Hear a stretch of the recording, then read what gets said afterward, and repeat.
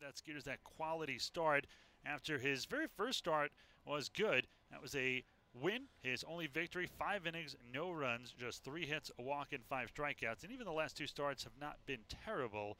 Go back 2 starts, wasn't great, 4 1/3, 5 runs, but last time out 4 2/3 and just 2 runs.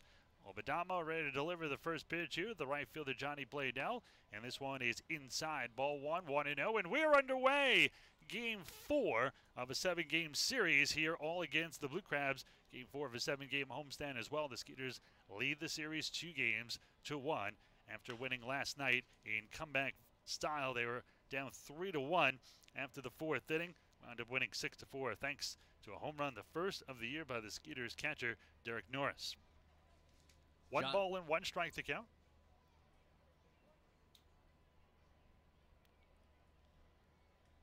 The 1-1. This one is a strike, low and away. Nice pitch there by Badamo. 1 ball and 2 strikes to count. Johnny Bladell coming into this series was 26 of 55, 473 average, but in this series, 0 for 11.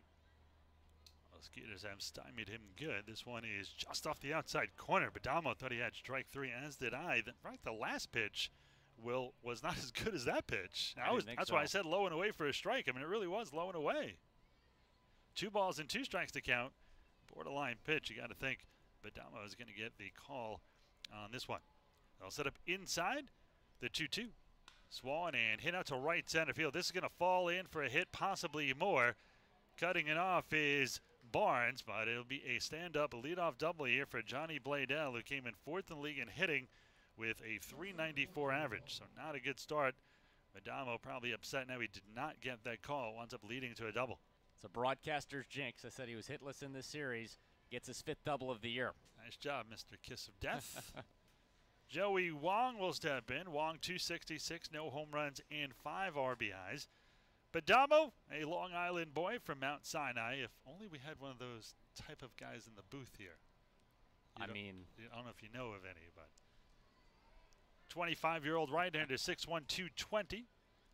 Though he grew up a Yankee fan, he got drafted by the Mets. Not exactly a disappointment. 24th round in 2014 out of Dowling College on Long Island, where he set the single-season strikeout record at Dowling, and he also led the nation in strikeouts that same season. They'll set up outside the 1-0. Swallowed and missed. Great pitch there by Badamo. Had Joey Wong way out in front. 1 ball and 1 strike. Just underway here in the top of the first. No score, but the Blue Crabs have a runner down at second in leadoff man Johnny Bladell with nobody out. Badamo from the stretch. They will take a look at second. They'll set up inside, and this one is swollen and hit fair. Is that? No, just foul. Wow. I don't know how that was foul. Thought it got inside the baseline. As close as you can get right there. 1 ball and 2 strikes to count here. You mentioned that 266 average, Ira, but in the last 7 games, he's 9 of 25, 360 average, definitely heating up. Got a chance to speak to Badamo on the pregame show while we were at Long Island. He pitched against the Ducks and said when he pitched for the Brooklyn Cyclones, said he had to leave about 60 tickets since he's from New York. And I said, how many tickets are you going to leave here tonight with the Ducks? He said, probably about 40. So certainly has a lot of friends and family still there on the island. He was the New York Penn League Pitcher of the Week in July of 2015 while at Low A Brooklyn with the Cyclones. Went 1-0 with a .64 ERA in 2 starts that week. They'll set up outside the 2-2 high and outside, 3 balls and 2 strikes. Now first base is open. It would set up to double play, but then you have to deal with the number 3 hitter, Ryan Strasburger, and the cleanup hitter, Angelo Sanko, on deck. So we'll see how he approaches it here. Take a look at his pitch count early on here. 10 pitches, 5 for balls, 5 for strikes. Shadows creeping towards short. Everybody else in the shade. This one is high, ball 4. No, not a good start for Tyler. A double, now a walk. First and second, nobody out for Ryan Strasburger, who is at 288 with 2 home runs and 9 RBIs coming in. So in steps the right-hander hitting Strasburger. Number 4 wears those pants a bit baggy. Isn't baggy out of style? I know long maybe he's trying to bring it back. Maybe. He's no Will Scott. This one is high, 1 ball and no strikes to count. I always think people say that we're bringing it back at people who are kind of out of touch. I guess I'm out of touch then. There you go. I tried to bring fedoras back. It didn't work. Fedoras. No, that was actually in vogue a couple years ago. One of the teams we played actually had a fedora giveaway night. Delwyn Young used to wear a fedora on the bus on road trips. I thought it was kind of cool. It's very stylish. Not a fedora guy myself, but I like the look. This one, big swing and a miss. Great fastball there by Badamo. 1 ball and 1 strike, and certainly his best fastball thus far. Badamo, a fastball 88 to 91, has that great knuckle drop. Acts like a split or a knuckle curve and a changeup. That's kind of a fun pitch to watch because there aren't really any pro pitchers that use it. At least not many. This one swung and a hit high in the air, the left field in trouble. Courtney Hawkins going back, a diving attempt by center fielder Barnes. It drops. This is going to be a run. Bladell will score. Going to third is Wong, and Strasburger has himself a double, and it is 1-0 Blue Crabs. So not the start. Badamo wanted a double, a walk, and another double as the Blue Crabs produce a run here, and still nobody out. Runners on second and third. Yeah, I think Courtney Hawkins, when he took off for that one, thought it was going to be a little bit closer to center field. Or Barrett Barnes, excuse me, when he took off for that one, thought it was going to be a little bit closer to center. Almost got to it, but a split second too late. Results in a run for the Blue Crabs. I thought Hawkins was actually going to have a better shot at that one. It was Barnes who did. Now the Skeeters will bring the infield in here in the first inning. 1 run in, second and third, nobody out. Top of the first, it is 1-0 Blue Crabs. Zonko, who came into this series ice cold, though he had only played 3 games, is starting to hit his stride. Actually, he was 3rd in the league in home runs. 227, no home runs and no RBIs. You mentioned that slow start, starting the season 0 for 10, but in this series, 5 for 12. 1 ball and no strikes to the left-handed hitting first baseman. They'll set up low and away, and this one is swung on and fouled off deep down the left side, but way foul, 1-1.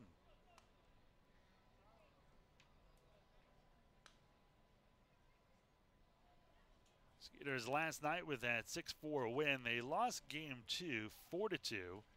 Won game 1 big, 14-1. That was the first day back from a road trip. You would think they'd been at home for 9 days. But it hits teams differently. It hit the Blue Crabs big time in game 1, hit the Skeeters in game 2. The 1-1, this one swollen and foul tipped into the men of Norris. 1 ball and 2 strikes to count here. Badamo had a lot of success with the Bluefish last year, 2.62 ERA in his 2017 campaign. Still waiting to hit his stride here in 2018. Struggling so far in this one. Still looking for his first out. This one in the dirt. Good stop by his catcher, Norris. And Badamo had nothing but good things to say about Norris. We talked about him. I asked him in the pregame interview, I said, what's it been like throwing to an all-star catcher? He said he was watching him in spring training, but he wasn't actually catching him. And then when he actually had to catch him, he said, he wanted to go over stuff, and he said, no, I'm good. He said, what do you mean you never caught me yet? He goes, I was watching you. I got everything. I was pretty impressed if I haven't already been impressed by Norris. I think we were all impressed by Norris last night. Yeah, at the plate. See if it carries over here tonight. This one in the dirt, only a few feet away from Derek. I'll run the count full 3-2. First base is open, so Badamo can be careful. And if he walks, he loads the bases, but sets up a force at every base, which might be the better move here. You get past the cleanup hitter, although you get to Frank Martinez, who is a switch hitter. I think I'd take my chances with the 5-hole hitter over the cleanup hitter. Especially the way Sanko's been playing in this series. See what Badamo decides to do here. Probably a pitch either a few inches outside or a few inches inside. Get him the chase. The 3-2 swung on a miss. Big strikeout and a big out for Badamo. His first K of the day. And there's one away. Now he can decide what he wants to do with Martinez here. Set up to double play and get out of this inning with just a 1-run crossing. Blue Crabs 1 here in the top of the first. The switch hitter will bat here from the left side against Skeeters right-hander Tyler Badamo. Badamo with a very well-traveled year last year. Wound up pitching for 5 teams in the Diamondback system. Reno, Jacksonville, Visalia, Kane County, Hillsborough, and here in the Atlantic League with Bridgeport. And like a lot of people, he said, you know, he didn't really know what to think of the Atlantic League. You know, he said independent baseball, he'd never pitched in it before, but he said when you get here and you see all these big leaguers, you know, 8 to 10, probably more this year on every team, you know how legit it is. So coming back into the Atlantic League here with the Skeeters, you know, a little different outlook this time.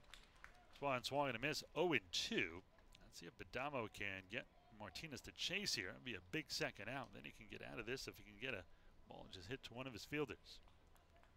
Badamo overall in 4 seasons, 17 and 18 career-wise, and a 3.61 ERA.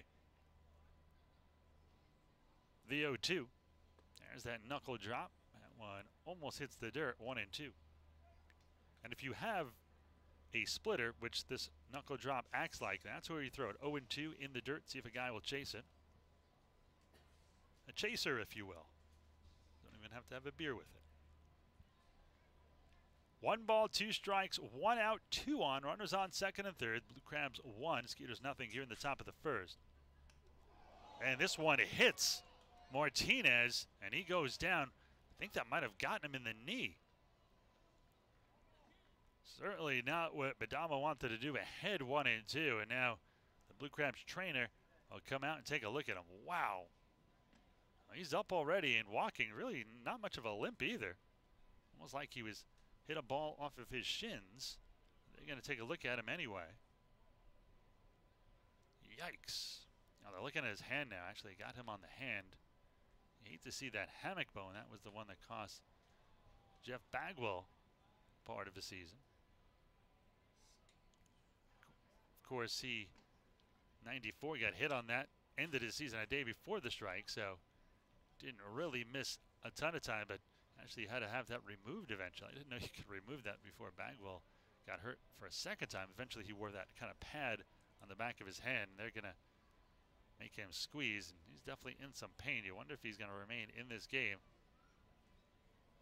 Let's see, he's going to try to swing the bat here, just take a few practice swings. And a little gingerly, but not terrible. Looks like he's going to try to continue. Wow, what a gamer. Give him credit and a nice round of applause here. Yeah, we talked about, you know, putting Martinez on first base. Didn't expect it to happen like that, you know, 1-2 count. He's going to put the batting gloves back on here and take another hack at it. Actually, why isn't he on first is a better question. Unless it ricocheted off the bat and then his hand, but that's not the way it looked like. Yeah, well, he's not being sent down to first, so I guess it ricocheted off something. 1 ball and 2 strikes to count. A little slow to get back into the box here, as he should. So steps back in from the left side for the switch hitter. The 1-2 here by Badamo. This one right over the heart of plate for strike 3. What a curve. There's that knuckle curve. 2 straight strikeouts with runners on second and third as Badamo really bearing down with runners in scoring position and 1 already in. Well, that'll bring in Devin Rodriguez, and now Badamo has a chance to get out of this only with the 1-run crossing if he can get Rodriguez. The left-handed hitting DH comes in at .319, no home runs and 6 RBIs. First in the league in doubles. He is 4th in the league in extra base hits with 9 for both of them.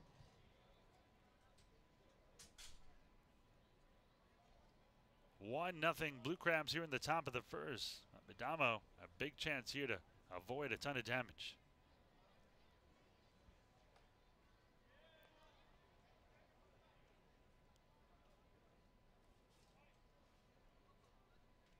Instance the right hand hitting Rodriguez.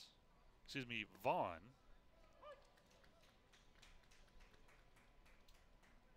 Corey Vaughn with a 3-hit night last night, recording his first RBI since May 4th. First pitch was a strike, no balls and 1 strike to count. This one swung and missed. Strike 2.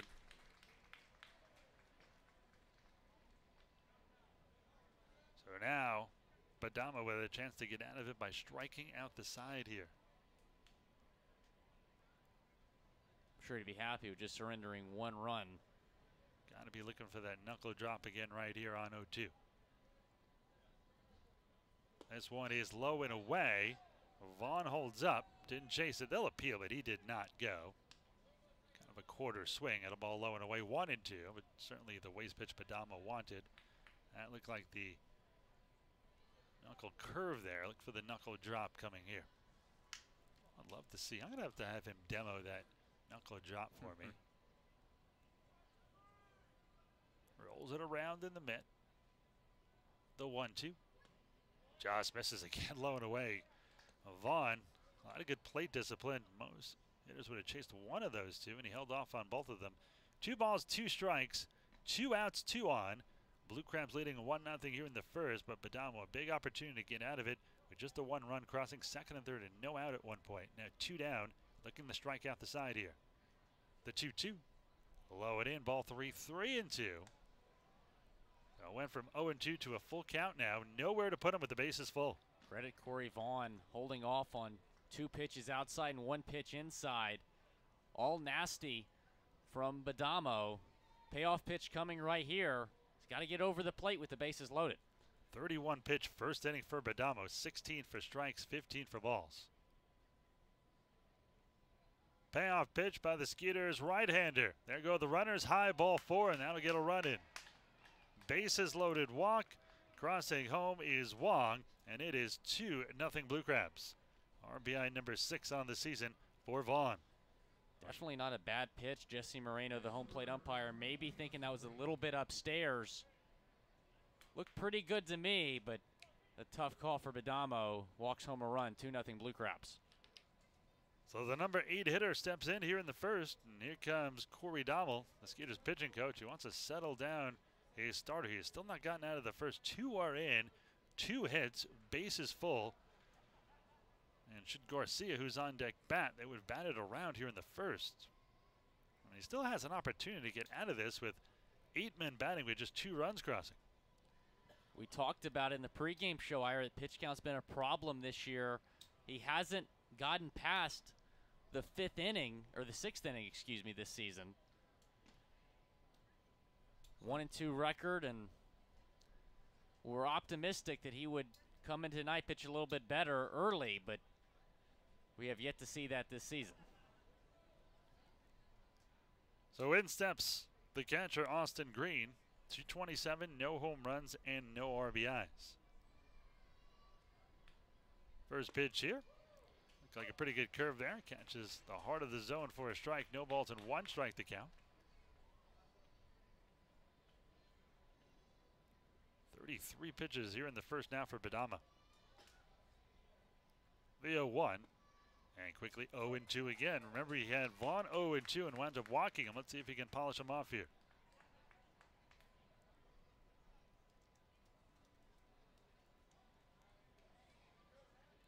My guess would be Norris is going to sit outside here on the 0-2. He does, and this one just a little bit high. It was over the plate, but just a little bit high here.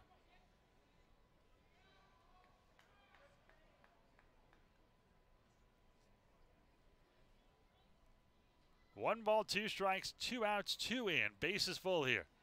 The right-hander deals. This one swung and hit into center field. This make it 2. Strasburger scores easily. Here comes Devin Rodriguez. He'll score, and it is 4-0 Blue Crabs here in the top of the first. Green gets RBIs number 1 and 2. And now they've batted around as Edwin Garcia comes to the plate. Badamo had Vaughn and Green both down in the count 0-2, just needing 1 pitch to get out of the inning. Pete Incaviglia coming out to the mound here. Wow, that's going to be all for Badamo here in the first. Just not his day, unfortunately. Only gets 2/3 of an inning in. Now we'll take a break. We'll find out who the new Skeeters pitcher is when we come back here in just a moment. Skeeters down 4-0.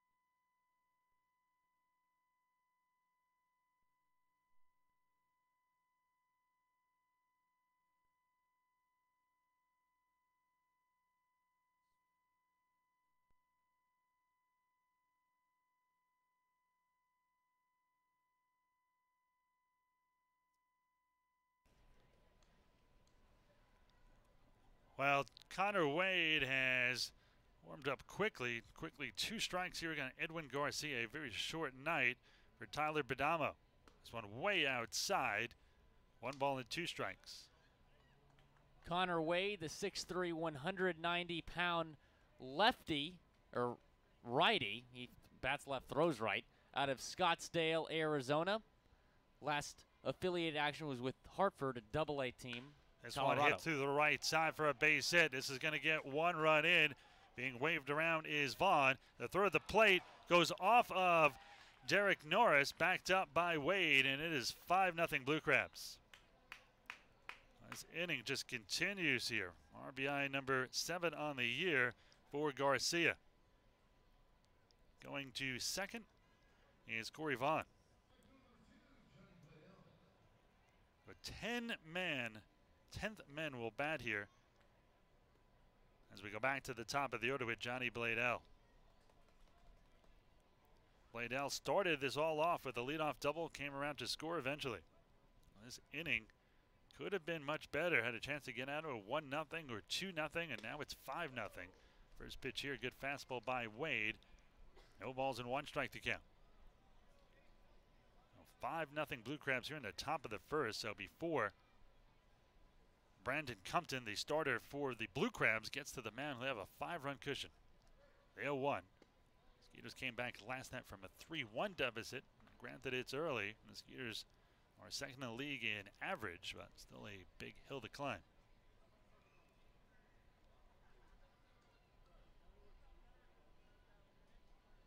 The 1-1. Swung and missed 1 and 2. Another opportunity to get out of this inning. Let's see if Wade can get the Skeeters out of it. The last couple of times there's been 2 strikes, it has not been in the Skeeters' favor. Like you said, this could be a 1-0 game in the bottom of the first right now. Instead, it's 5-0 Blue Crabs. The 1-2 by Wade. Swung and missed, strike 3, and that will mercifully end it. But 10 men come to the plate.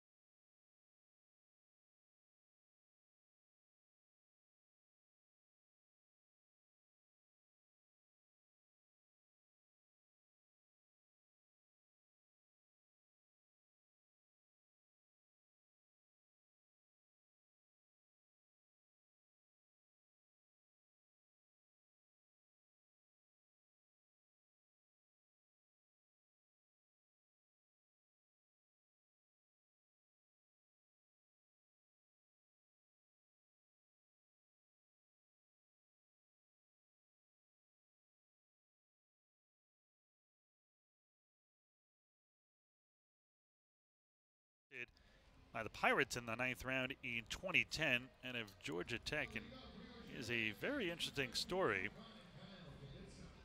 Get you there as Kubica steps into the box here. In high school, Compton in his senior year, and really his whole career had a terrific career. Not only did he win back-to-back 4A state titles, but got a load of this pitching record in high school, 31-3. That's not too shabby. Not bad at all. That was enough to get him a full scholarship to Georgia Tech. The 1-0. This one is a fastball strike, 1 ball and 1 strike. Well, he goes on to make his debut, and one of the best debuts in rookie history. In fact, his debut, he struck out 4 batters, and it was the first time a pitcher struck out 4 hitters since 1962 when Pete Richard and the first 6 batters he faced in his debut. But listen to the list of the first 4 batters he faced and struck them all out. Skip Schumacher, Yasiel Puig, Adrian Gonzalez, and Hanley Ramirez. That's some debut. That's mowing down a murderer's row. And this one is murdered into right field, but a bullet right at the right fielder, Johnny Bladell. There's out number 1. Skeeters down 5-0 here in the bottom of the first inning.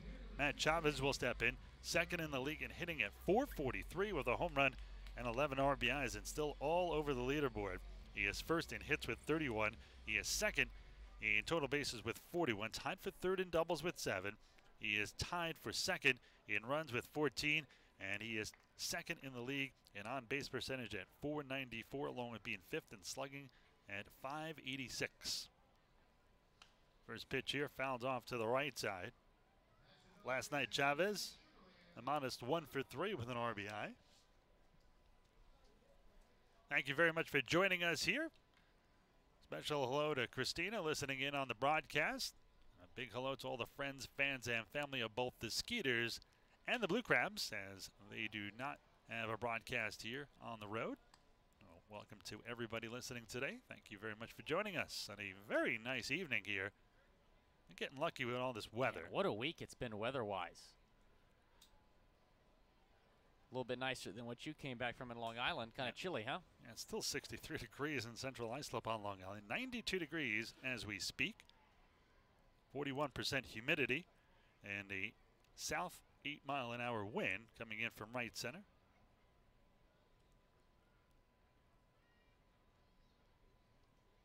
One and 2 the count here on Chavez.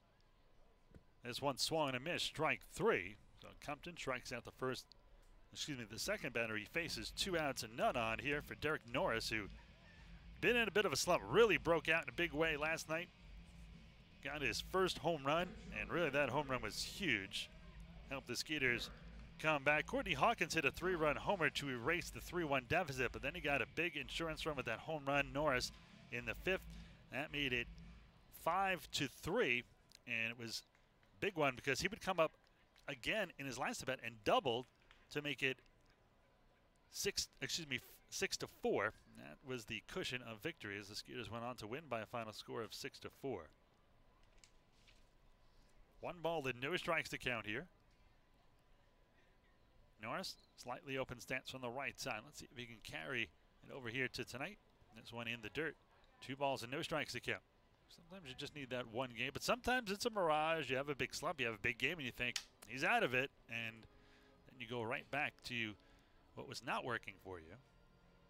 I think he's going to mimic whatever he did yesterday. Probably the same lunch, probably the same route he drove here to the ballpark. Not that baseball players are superstitious or anything, or even broadcasters, the 2-0.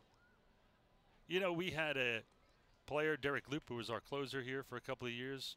Part of the championship season, was our closer, and you know, those quirky lefties. Well, he was a lefty who didn't really have any quirks, and I kind of think I'm the same with broadcasting. I'm not superstitious. I know Really? It probably should be, but I'm just not. About the only thing I wouldn't do, but I'm not a player, so it's not going to come up, is wear number 13. Not even in a Skeeters front office pickup softball game. What about you? You got any superstitions? When I was playing tennis, I did. Broadcasting, I don't think so.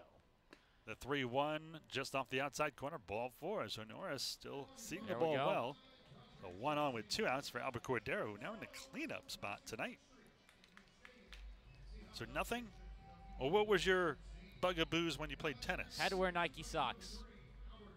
You'll probably like that as a former Nike employee. Yeah, I can't say that was my favorite job. Nike socks, huh? Was it just, could it be any size sock, or was it just like the short socks? Had to be the medium. Not too long, not too short. Just right. Well, in steps Cordero, the switch hitter batting here from the left side. He jumps all over the first pitch, fouled it straight back. Good cut by Albert. No balls and 1 strike to count. Albert, who dyed his hair blonde during the offseason, showed me a picture on the road of it gray, and he says he's going to go back to it. Why you would want gray hair as a young man is whatever he beyond me. did during the offseason is working. I think he shortened up his stroke. This one is fouled off to the right side. So knowing players, Albert would keep that blonde hair until he goes into a slump. Then bam, it's going to be gray.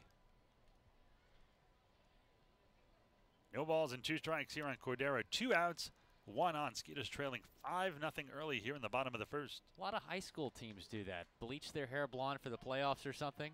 Oh, Molina, during the World Baseball Classic for Team Puerto Rico, he got kind of unified the team. It's a short tournament and short time to unify people, and he did that. This one is tagged into right center field. This is going to split the gap and roll to the wall. Let's see if they wave around Norris. Norris is going to try it. Here comes the throw to the plate, and Norris is out at the plate. The ball beat him, but it was a little up in front of home plate. Reaching back was Green, but he gets Norris. Give credit to the catcher squatting there for that long.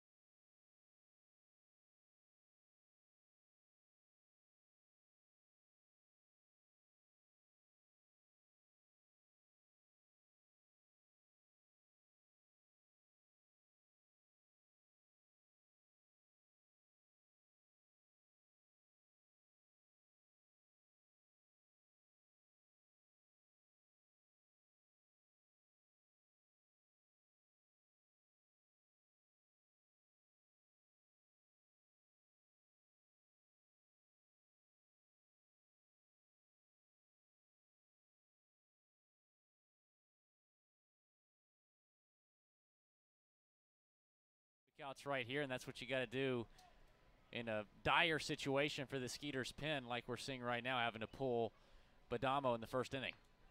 I'll bring in Angelo Sanco, and I'm a big fan of momentum, and if Wade can get a 3-up, 3-down inning here, what do you think that does when the Skeeters come to bat? Well, it helps that they came back from a deficit yesterday, not as big as this one, but so one swung and hit. Talk about beating a shift. Albert Cordero was halfway between third and second, and Sanco goes the other way, and this one goes into the corner. Sanco beat the shift yesterday, so sometimes if a player is smart enough, Sanco beating the shift twice now. Beating Cavilli, who's usually a defensive master, may have to kind of readjust and go back to the normal position because Cordero wasn't within 20 feet of that ball. So much for the 3-up, 3-down inning. A double here with 2 down for Sanco. That'll bring in the switch hitting Frank Martinez.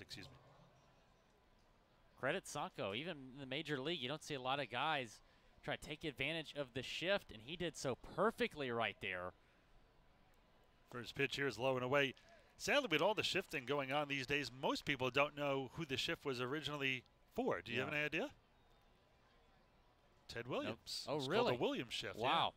Yeah. And Williams, stubborn as he was, felt it was against his will by trying to hit the other way. This one, Cordero has. He'll fire it to first just in time. Good throw by Albert.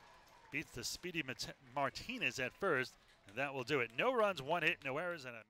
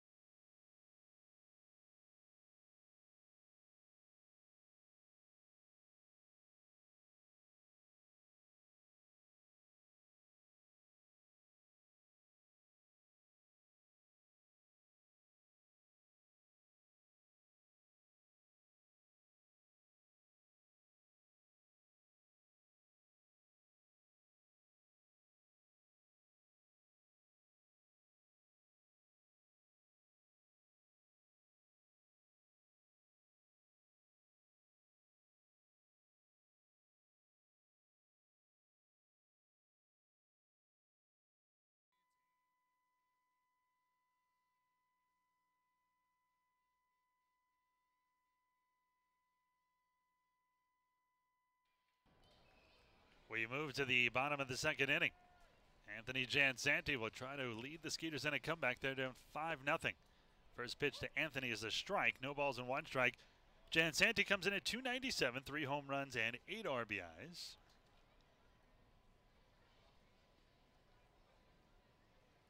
Time for 4th in the league in total bases. At 35. This one is strike. 1 ball and 1 strike to count.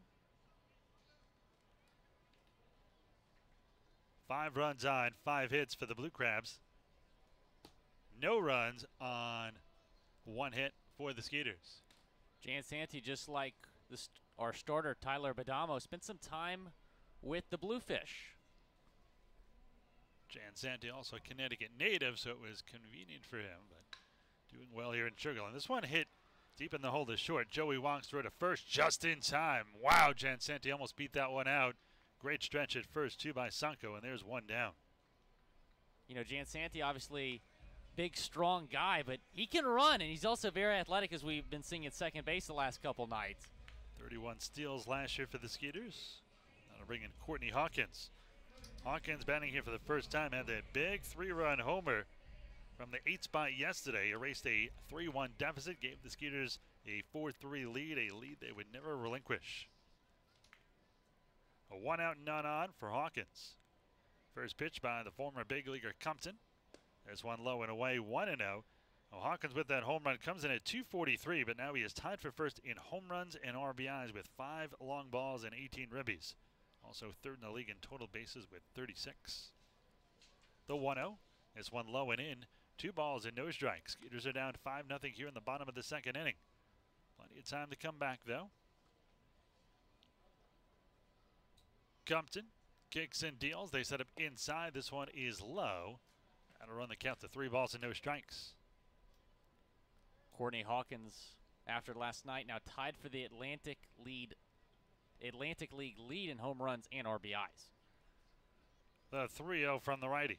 This one is a strike. 3 balls and 1 strike to count.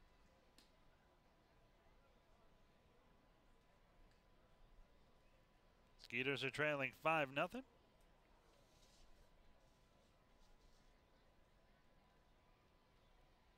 A 3-1. This one is a little bit low and away. Ball 4. To the second walk of the evening for Compton. 1 on and 1 out here. Bringing Barrett Barnes. You mentioned second walk of the night. That's really surprising because he's only had 3 coming into this game through 3 starts this season. Not a lot of walks, but Skeeters getting on board. 2 walks tonight. Now Barnes, who I predicted would get out of his slump in this series, had another good game last night, but I'm going to go even further and say this is the breakout game we've been waiting for. He was on base 3 times last night with 2 singles and a walk. Leads the league in walks, also scored a run. This one hit down the right field line, right on cue. Barnes making the broadcaster look good. Not very easy to do. And it'll be runners on first and third. Good piece of hitting by Barnes, the right-handed hitter. Hit it down the right field line, going the other way. And that shows you're just about out of a slump. See, that's the good broadcaster jinx right there. That's what we need, Ira. I was bad luck earlier with my jinx. So you keep talking. I'm just going to shut up. It's not good for a broadcaster at all. To go to the bullpen, bring in Ryan Posner in here. Dennis Phipps will step in. He'd be a solid reliever. He is. He can go 9. Oh, yeah. This is just going to be like, Badamo only went 2/3 an inning. You're only going to go an inning and, well, we'll give you inning and 2/3 here. Then we'll go to the pen early. First pitch here, fouled up to the right side. Phipps goes the other way with authority. 125 early on here with the Skeeters. No home runs and no RBIs, but he has not played very long here with Sugarland, but he is a great addition to this lineup. If you're just joining us, Skeeters former big leaguer Colin Walsh went on the DL with an injury to his finger. We don't know how long or short it will be. Hopefully it's not too long. This one swung and a miss, 0-2.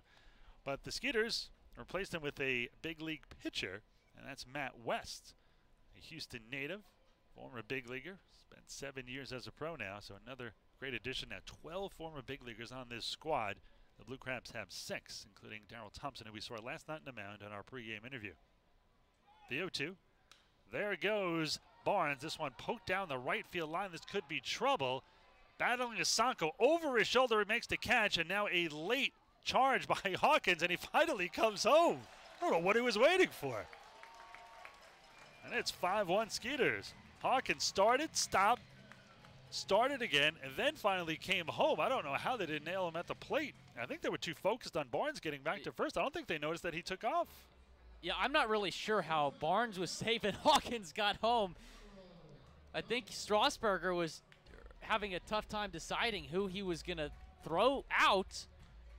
Both guys ended up being okay.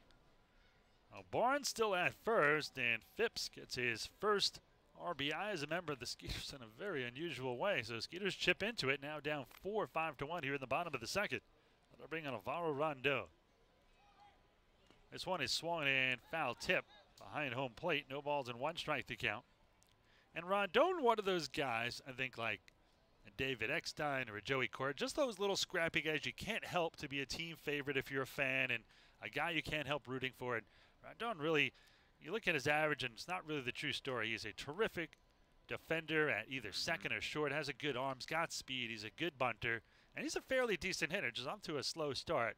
Now I get his number. Now that's that's my lucky number. He's wearing number 7. That's a smart guy right there. Well, you mentioned it, Rondon's off to a slow start, but so is Barrett Barnes, and he seemed to be turning things around in this series. Just a matter of time for Alvaro.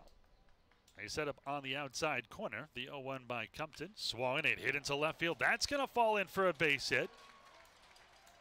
Been right on tonight. Might play lotto or something. First and second, one already in. Back to the top of the order with the red-hot Kyle Kubica. 321, 2 home runs, 12 RBIs coming in. He is third in the league in extra base hits with 10. He is second in the league in doubles with 8. And second in the league in walks with 2. And the Skeeters, keep in mind, they lead the league in walks. We talk about Barnes and Kubica being 1 and 2 in the league. And that shows a lot about your hitters. It means they're not striking out a lot. They take a lot of pitches, and they'll burn out a starter. First pitch to the left-hand hitting first baseman is slashed down the left side. No balls and 1 strike to count. If you want to get a 2-out rally going, this is who you want to plate. Kyle Kubica, the leadoff hitter.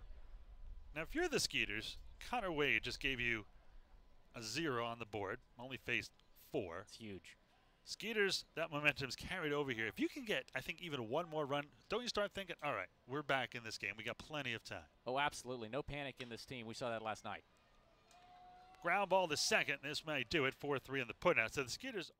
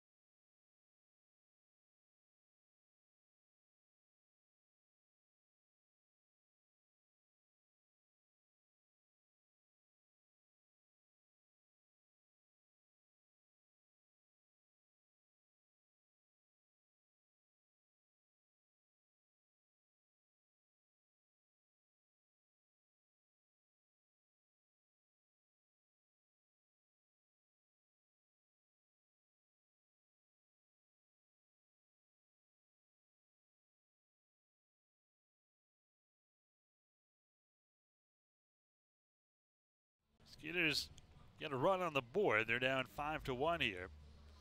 Connor Wade still on the hill, came in relief with 2 outs in the first, as Tyler Badama only went 2/3 an inning in his start. He'll start his 3rd inning of work, 2nd full inning. He'll face 6, 7, and 8. Devin Rodriguez, Corey Vaughn, and Austin Green. Rodriguez was hit by a pitch and came around to score eventually. This one is low, 1-0. And luckily, Devin was okay, because when he was hit, it seemed really bad. He needed some attention from training staff, but he's back out there. That was pitch number 19, a strike. 13 strikes, 6 balls. So Wade's done a really good job in relief here. He's retired for the 5 batters he's faced. The 1-1. Swung and a hit towards second. Jansanti is there. He'll throw it to first, and there's 1 away. You wonder how long Wade can go. I mean, if he's capable of giving you 5 innings, I think you're going to push him as far as you can so you don't blow through your bullpen. And so far, he's been terrific. Yeah, he's done his job, and when you're put into a situation like this, it's tough having to come in for the starter. Badama not even making it past the 1st inning.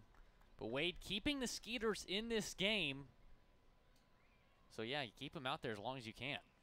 He's gone 2 innings twice, including last time out against Southern Maryland. That was the Game 1 14-1 win for the Skeeters.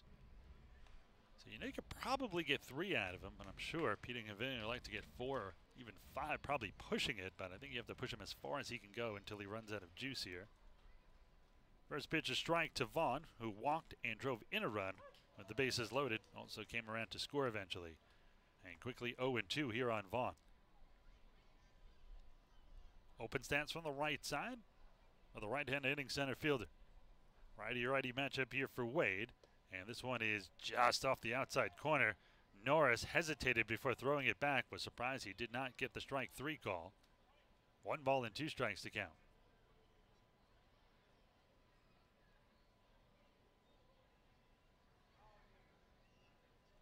Wade rocks and fires the 1-2.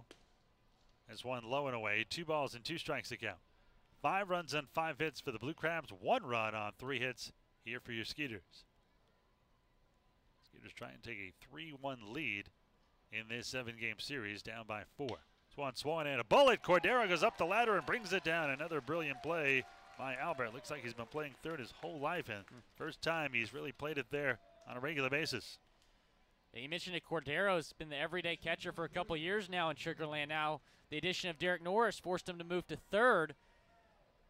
And he said the other day that he was going to come out and play wherever Pete wants him. And gosh, you said it best. He looked like a all-star third baseman right there on that play. Austin Green will step in. The right-hand hitting catcher drove in 2 with a single in his first at bat, his first 2 RBIs of the year. Another grounder to third. Deep behind the third base bag. Long throw by Cordero's got him. What an arm.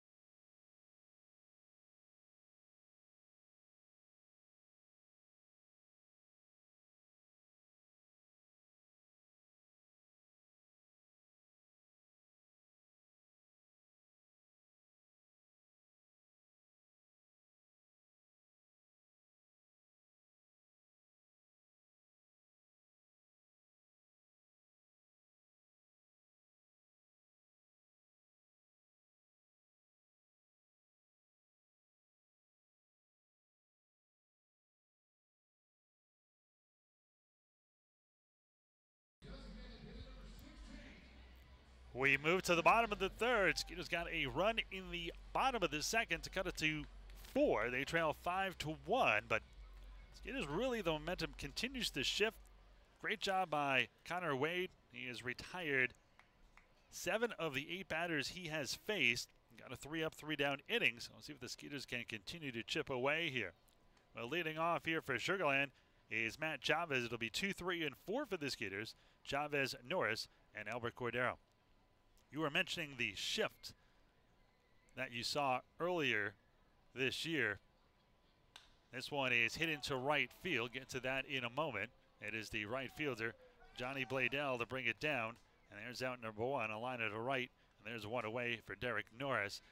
My old broadcaster partner, Greg Lucas, who spent some time with the Astros, of course, along with a ton of other things in 6 decades of broadcasting, he brought up a good point. Would you like to see a rule where there's X amount of players only allowed on the right side of second? So in other words, the shift you were talking about would be illegal. So the shortstop or the third baseman would have to remain on the left side of second. Maybe you only allow 2 on the right side of second, or 3 tops.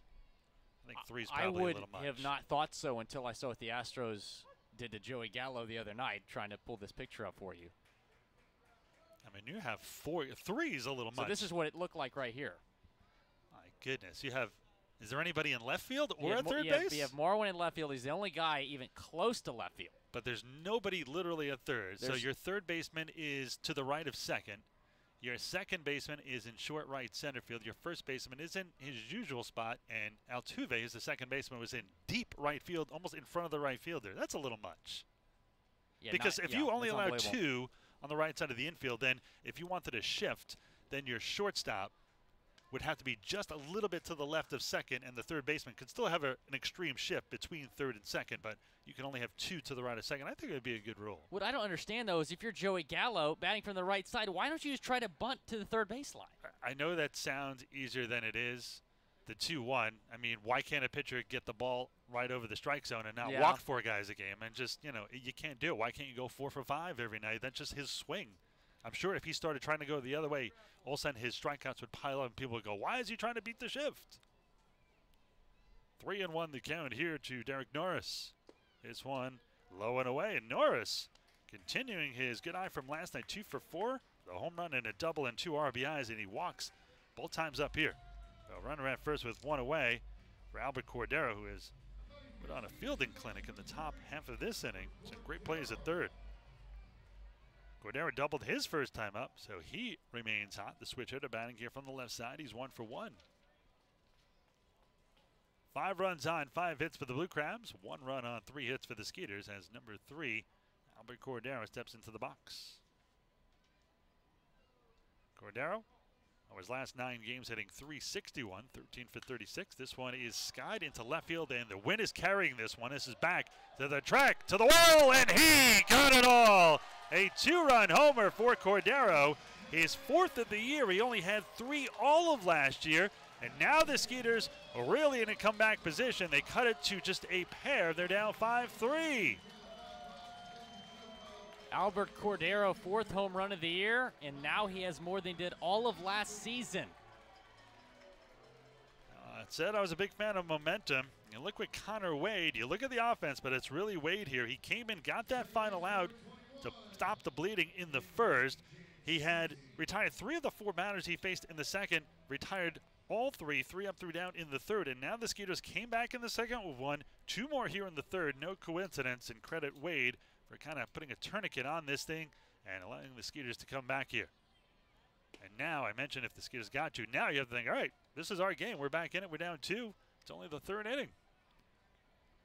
Jan Santi will step in, 297, 3 home runs, and 8 RBIs.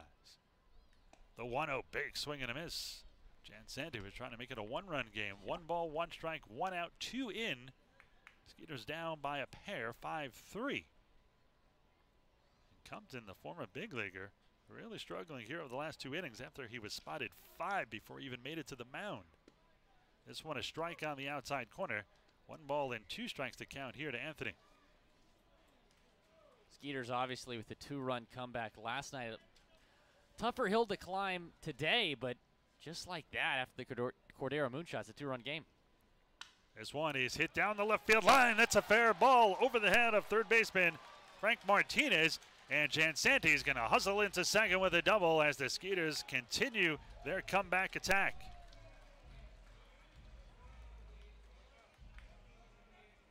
For Jansanti, that is double number 3 on the season.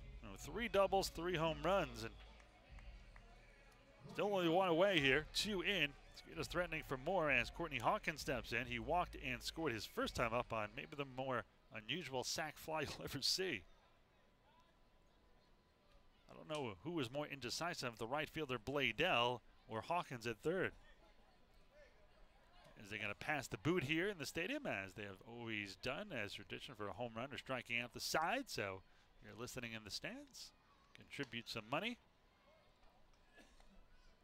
1 ball and no strikes to count here on Hawkins, who has power himself, tied for the league lead in home runs and RBIs with 5 and 18, batting .243 overall. The 1-0 here from the right-hander. There goes Jansanti. The throw to third is not in time. Had a feeling Jansanti might try that, because now there's a runner at third with 1 out. Ahead for a slide.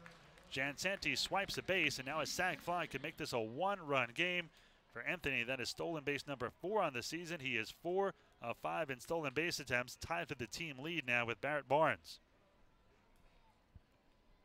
Jansanti got a great jump right there. Austin Green didn't have much of a chance to get him. This one fouled into the screen. 2 balls and 1 strike to count.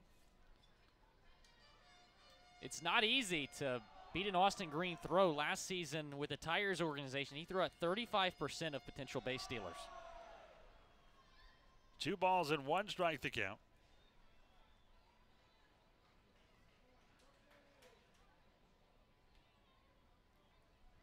The 2-1. This one is low. 3 balls and a strike.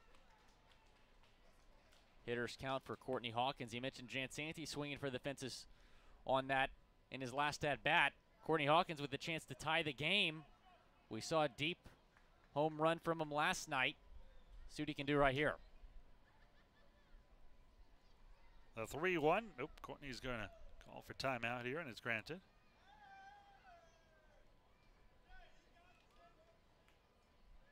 Three balls, 1 strike, 1 out. Skeeters down just 2 now, 5-3, and have a runner at third in Anthony Jansanti with just 1 away.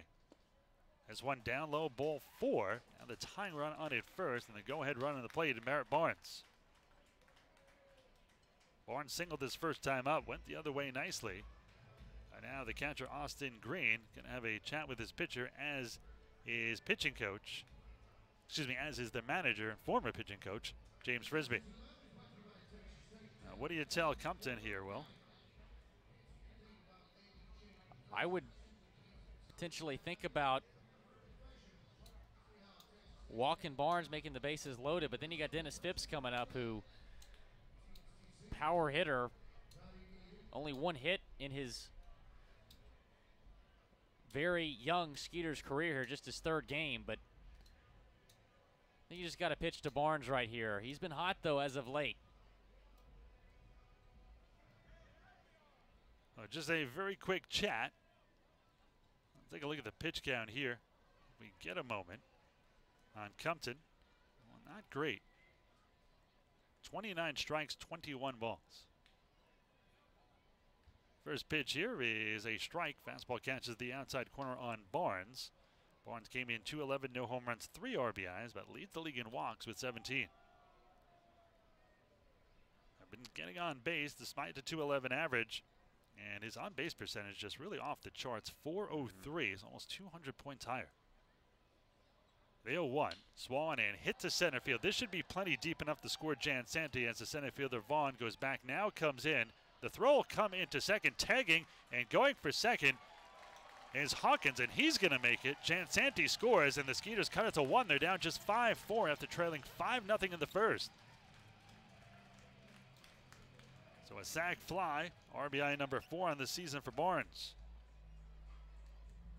That'll bring in Dennis Phipps, who had a sac fly RBI himself in his first at bat.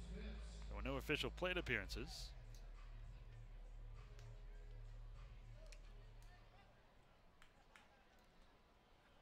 Both teams with 5 hits. Skeeters trailed 5-0 again in the first. Now down just 1, 5-4. Check swing, but a strike at the knees here to Phipps. Phipps 125, no home runs, no RBIs coming. Excuse me, 1 RBI now with the sac fly RBI. He will be a very nice addition to this team. The 0-1 by the right-hander, former big leaguer Brandon Compton. This one to low it in near the feet. 1 ball and 1 strike to count. Even though Phipps with that 125 average, we've seen a lot of power from him. A couple of deep flyouts.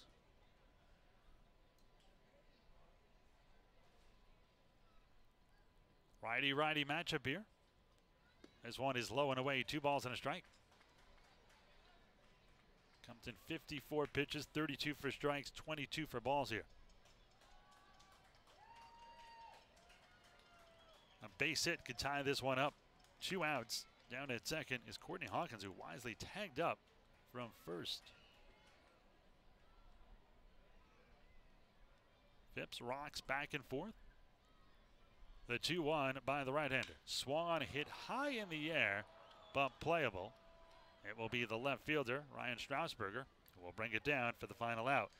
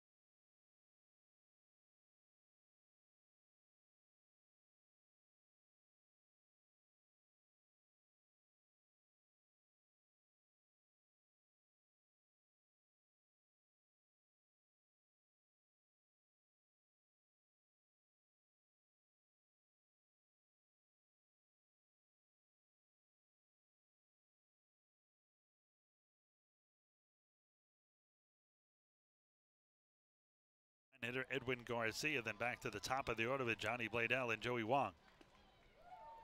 Swan catches him at the knees, no balls and 1 strike to count. Garcia was the first batter that Wade faced, had an RBI single. Wade then got Johnny Bladell, got 3 of 4 in the second, and had a 1-2-3 inning in the third.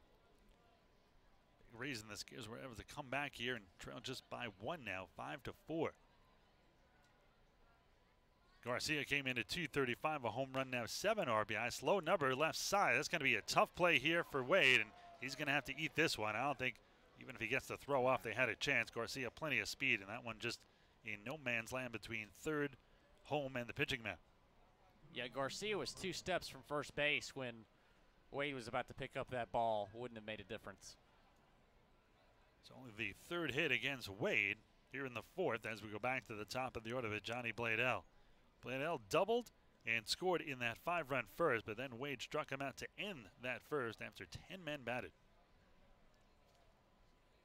Bladell came in, 4th in the league and hitting at .394, a home run, 11 RBIs. This one, a fastball right down the middle. No balls and 1 strike to count here. Skeeters trailing 5-4 here in the bottom of the 4th. Righty-righty matchup here for Connor Wade. The 0-1 is low and away. 1 ball and 1 strike here. You mentioned this is Wade's 4th inning of work. He hasn't even been past 2 innings before. So you like to see this from him, that he can go this deep in relief. Well, he has been efficient. 30 pitches, 21 for strikes. No action in the Skeeters bullpen, so he will be in this inning. Maybe even next if he has a fairly quick inning. You know that Peter Gavilli would love to get through 5 before he goes into his bullpen. The 1-1. Well, technically, I guess he's already in his bullpen after Tyler Badama went just 2/3 of an inning. But if he can go 5, or at least get through 5, it almost acts as a start. Sometimes you just have one of those days. The 1-2 here by the Skeeters righty.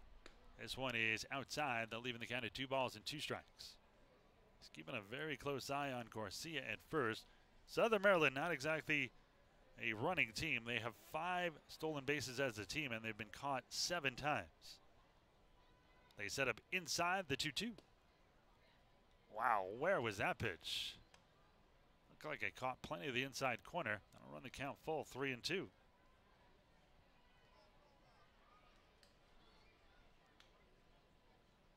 Payoff pitch coming here to Johnny Bladell. Throw to first, and they got him picked off. Garcia in a rundown. He's going to be tagged very quickly by Kubica. They go down 1-3, and technically a caught stealing. Wade was persistent to keep an eye on Garcia at first, and he gets him. So 1 out now. Still a full count here on Johnny Bladell, the leadoff hitter. 5 runs on 6 hits for Southern Maryland, 4 runs on 5 for the Skeeters. This one way inside. Did that get a piece of him? It did. Either way, it was going to be ball 4. Officially, it will be a hit by pitch. Now that pickoff / caught stealing looms a little larger. 1 on and 1 out for the left-handed hitting shortstop, Joey Wong. Wade obviously coming in relief, but last year in Hartford, Double-A team for the Rockies, he was a starter for the Yard Goats, going 9-7, a 4.28 ERA. So he's used to being a starting pitcher, so that definitely helps in this kind of situation. Well, in steps the left-handed hitting Wong, who has walked and scored and flatted to left. Broken bat right side. They'll only be able to get 1. Jan Santi will throw it to first. 4-3 on the putout. Going down to second is Bladell.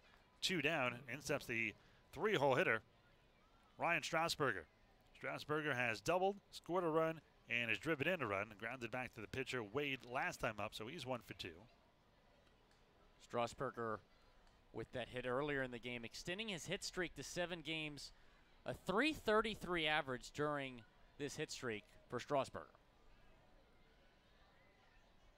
First pitch here by the Skeeters right-hander, Connor Wade, a little bit low and away. 1 ball and no strikes to count. Wade now 37 pitches, 23 for strikes. Done a nice job not only containing the Blue Crabs, but also keeping his pitch count low. The 1-0, low and away, 2 balls and no strikes. Action begins in the Skeeters' pen now. You wonder if that means Wade is done if he gets through this inning. That is Dallas Beeler warming up, and this one is hit into right field for a base hit. They're going to wave the runner around. Here comes the throw by Phipps.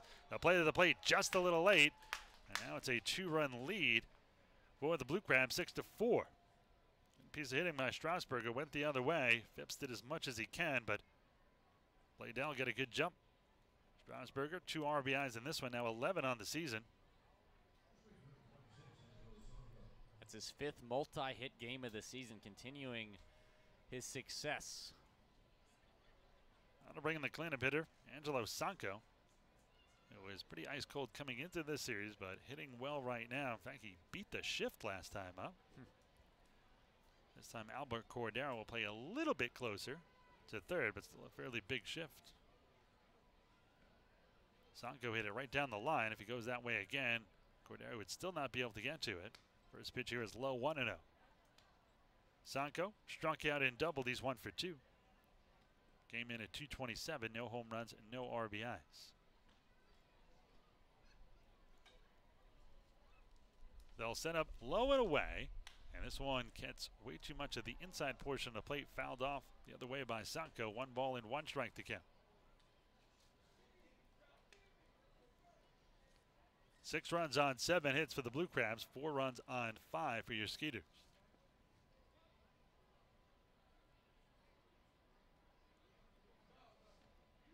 The 1-1. This one swung and fouled back just over our heads behind home plate here, 1-2. Ricochets into the first round and then back up. So 1 ball, 2 strikes, 2 outs, 1 in and 1 on. Blue Crabs up by a pair, 6-4 here in the top of the 4th.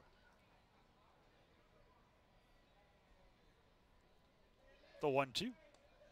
Just misses off the outside corner. 2 balls and 2 strikes with 2 down. Wouldn't be surprised to see Wade go back to that outside corner here. Be hard for Sanko to lay off of that twice in a row. Derek North setting up inside. The 2-2 swung and grounded foul to the right side. Sanko, an all-star last year after hitting 24 home runs for the Ducks, finished 3rd in the league at 263 overall. You were talking about earlier in the series, you're surprised to see the Ducks let him go. Very surprised. The 2-2 here from Wade. This one swung on and slapped foul down the left side. Count remains 2 balls and 2 strikes. What do you think about the Ducks signing K-Rod? Didn't get to see him once in that whole series when we were down there, yeah. So I don't know what they're waiting for. One of the best closers of all time. 4th all time. Interesting to see what he has left. The 2-2. Swung on and missed strike 3 as Wade continues to be brilliant in relief.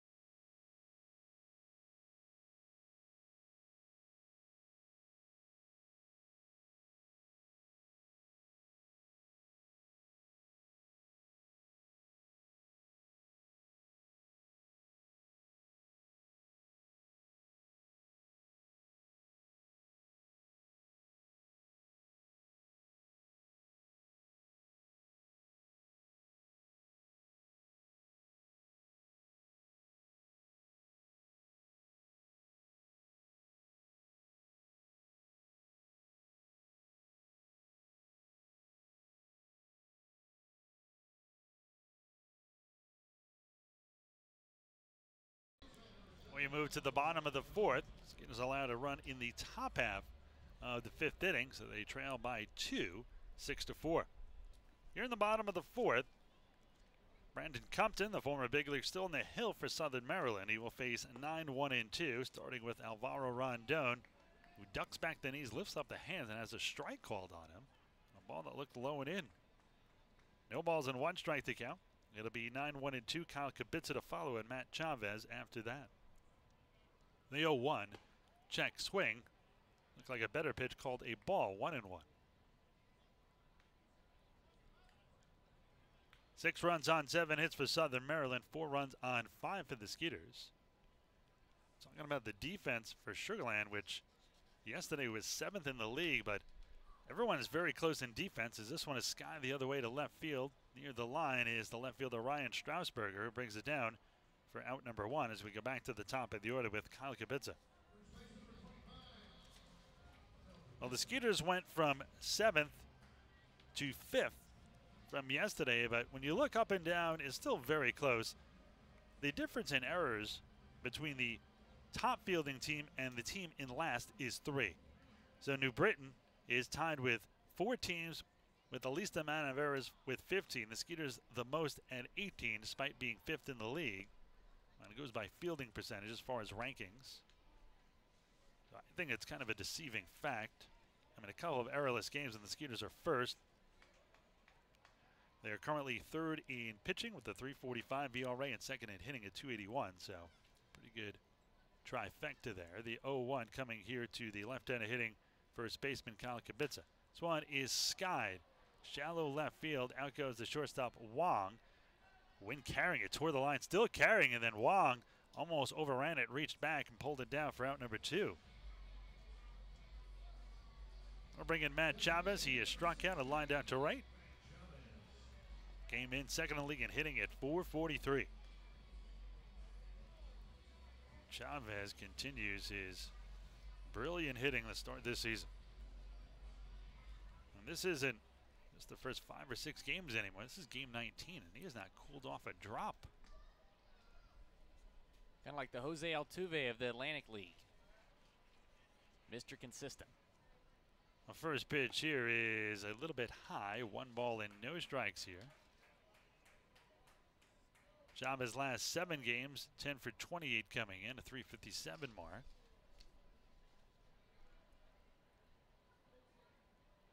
The 1-0 by the former big leaguer Compton. This one low and away. 2 balls and no strikes to count. Kubica, 2-time, or excuse me, Matt Chavez is up now.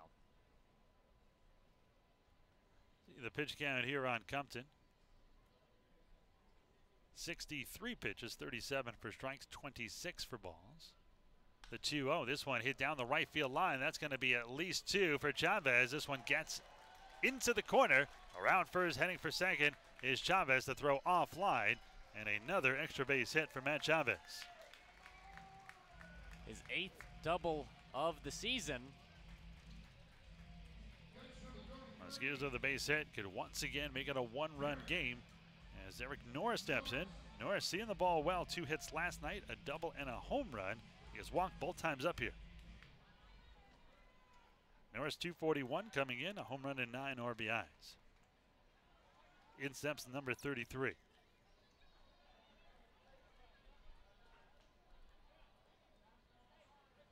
Long look in here by Compton to his catcher Austin Green. They're going to set up outside on Derek. And this one swung on a miss. That a ball low and away. No balls and 1 strike to count. Skeeters are down 6-4 here in the bottom of the 4th. They were down 5-0 before they even stepped to the plate. About a run in the 2nd, 3 in the 3rd. Blue Crabs added 1 in the top of this inning to make it the score of 6-4. The 0-1. Swung and chopped to short. Wong has it. He'll fire it to first in time, and that'll do it. No runs, 1 hit.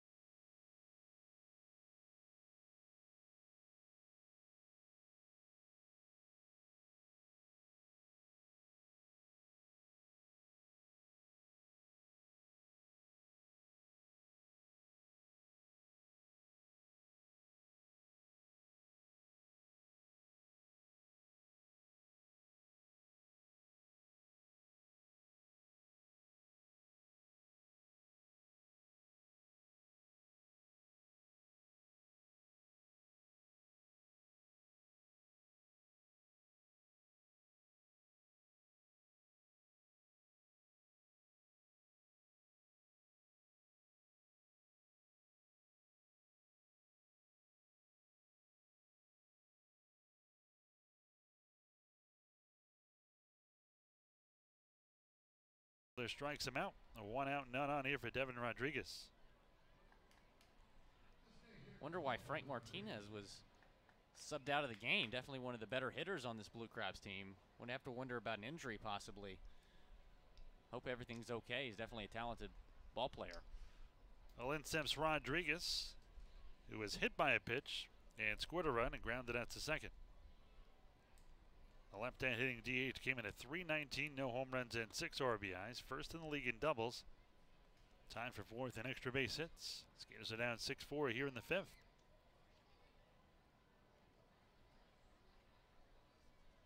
Beeler gets the sign, winds and deals the 1-0.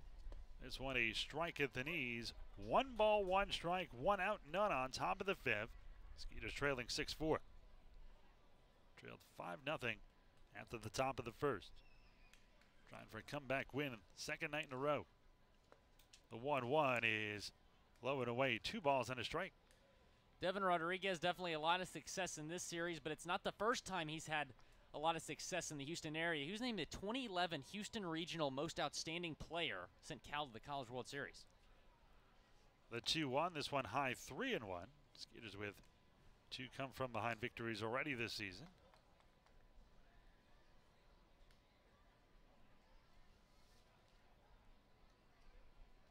Beeler working quickly here. He gets the sign from his all-star big league catcher, Derek Norris. The 3-1, way outside, ball 4. It's the third walk of the night for Skeeters pitching, the first since that first inning. Corey Vaughn, who's stepping up now, was the last walk. The 1 on and 1 out here for Vaughn, who has walked with the bases loaded, so he drove in a run and scored a run. Lined out sharply to third. Albert Cordero made a great play going up the ladder to bring down a screamer.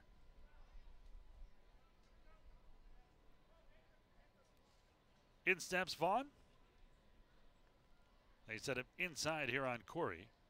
And this one swung and chopped foul in and out of the Blue Crabs dugout on the left side. Goes all the way out to third to Cordero. No balls and 1 strike to count. 6 runs on 7 hits for the Blue Crabs, 4 runs on 6 hits for your Skeeters. No errors on either side of the ledger.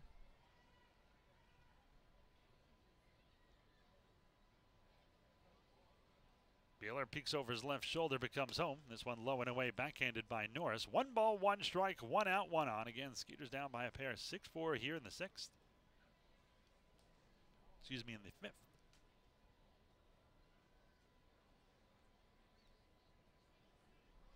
Blue Crabs got 5 in the first, 1 in the fourth. The Skeeters got 1 in the second, 3 in the third. This one is skied to shallow center field. Anthony Jansanti in short left center field calls off the shortstop Rondon, coming all the way from the second base side and brings it down for out number 2. And I think Jansanti had a much better beat on that ball. Plus, Barrett Barnes would have had to come a very long way from center. A great communication between Jansanti and Rondon. Could have been either one of theirs. Jansanti getting under and making the catch. Well, in steps Austin Green, the catcher, who had an RBI single that drove in 2 as part of that 5-run first, grounded at the third last time up. Did you notice this walk-up song? I did not. Taylor Swift. It's my type of guy right there. Gotta respect it. Oh, not enough energy for me. I'll set up inside here. This one is low, 1-0. Green came in 227. Those 2 RBIs were his first 2 of the season. Skeeters down 6-4 here in the top half of the 5th. The right-hander, Beeler, will kick and fire. Swung and hit into right center field. That's going to be a base hit, maybe more. Around second and hitting for third is Rodriguez. They're going to wave him around. It goes all the way to the wall. He'll score easily. Going to be a triple here for Green. And now the Blue Crabs up 3-7-4. So Green, who did not have an RBI coming in, has 3 and a 3-bagger. That's his first extra base hit of the season, and it's an RBI triple. He put that in a perfect spot between center field and right field. Barnes and Phipps had to communicate as to who was going to get that. It was Barnes, but gosh, what a perfectly placed ball from Austin Green, who gets the triple. This is just the second triple for the Blue Crabs as a team.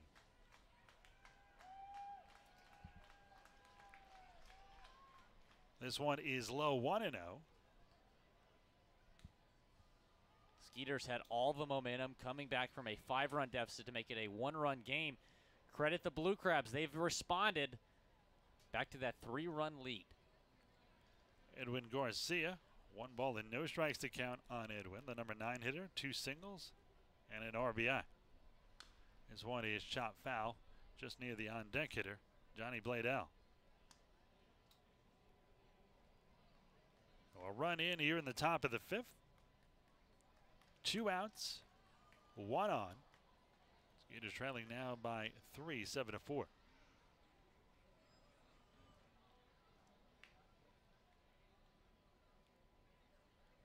Seven runs on 8 hits for the Blue Crabs, 4 on 6 for the Skeeters.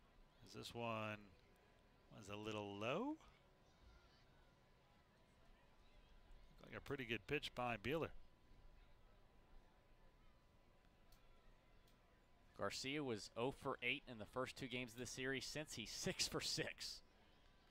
The 2-1, high and tight, little limbo there by Garcia, 3-1. I mentioned Garcia, the team MVP from last season. Really struggling early in the year, but these last 2 games, we've seen the best of him for sure. 3-1 pitch coming here to Garcia. Good hitters count. He'll have to be careful. This one chopped foul off of third.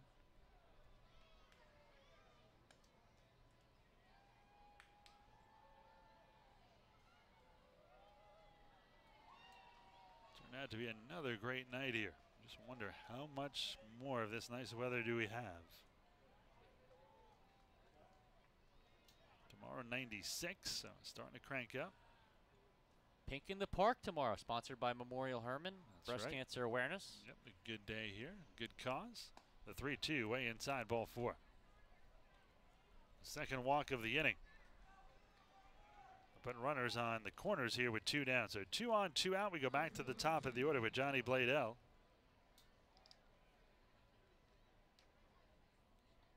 Derek Norris, Skeeters catcher, steps in front of the plate, flashes a few signs just in case Garcia takes off, and he does have speed. Now on base for the 3rd time with 2 singles and a walk. Bladell's been on base twice. He doubled, struck out, was hit by a pitch, and he scored 2 runs. So officially 1 for 2. The only batter to hit twice in that 5-run first for the Blue Crabs. This one fouled, a hot shot down the right side. No balls and 1 strike to count.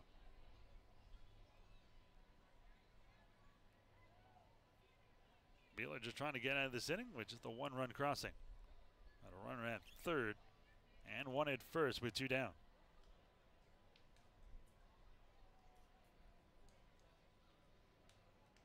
The 0-1 by the Skeeters right-hander. This one is low and away, 1 ball and 1 strike.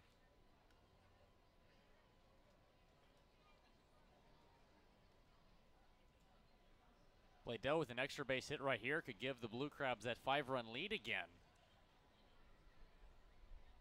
Let's hope now. Beeler trying to just keep the Skeeters in this game. This one swung and missed. Bladell was fooled badly. Swings at a ball low and away, 1-2.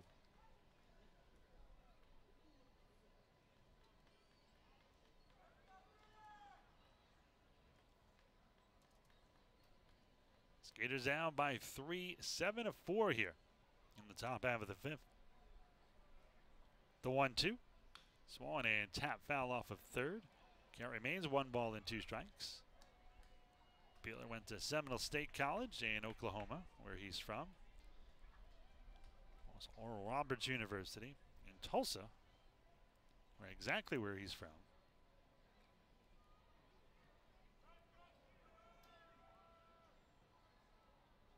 Last year for the Iowa Cubs, just 8 appearances. This one is fouled back. He went 2-0 with a 4.15 ERA. Spent time at the Bigs in 2014 and 2015 with Chicago. Excuse me, in 2016 with the I Cubs. Did not pitch last year.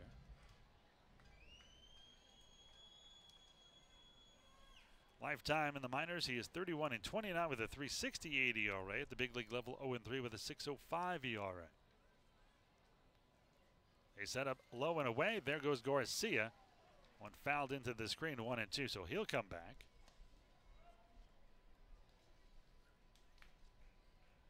Seven runs on 8 hits now for Southern Maryland. 4 runs on 6 for the Skeeters.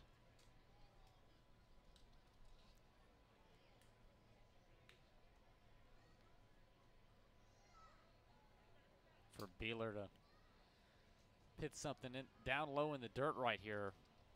Get Bladell to bite at it. Got to be careful with the runner on third, though. This one is swung in, hit past Cordero to his left, into left field for a base hit. That'll score another run. And the Skeeters, who pulled to within 5-4, down again. 4 runs here, 8-4.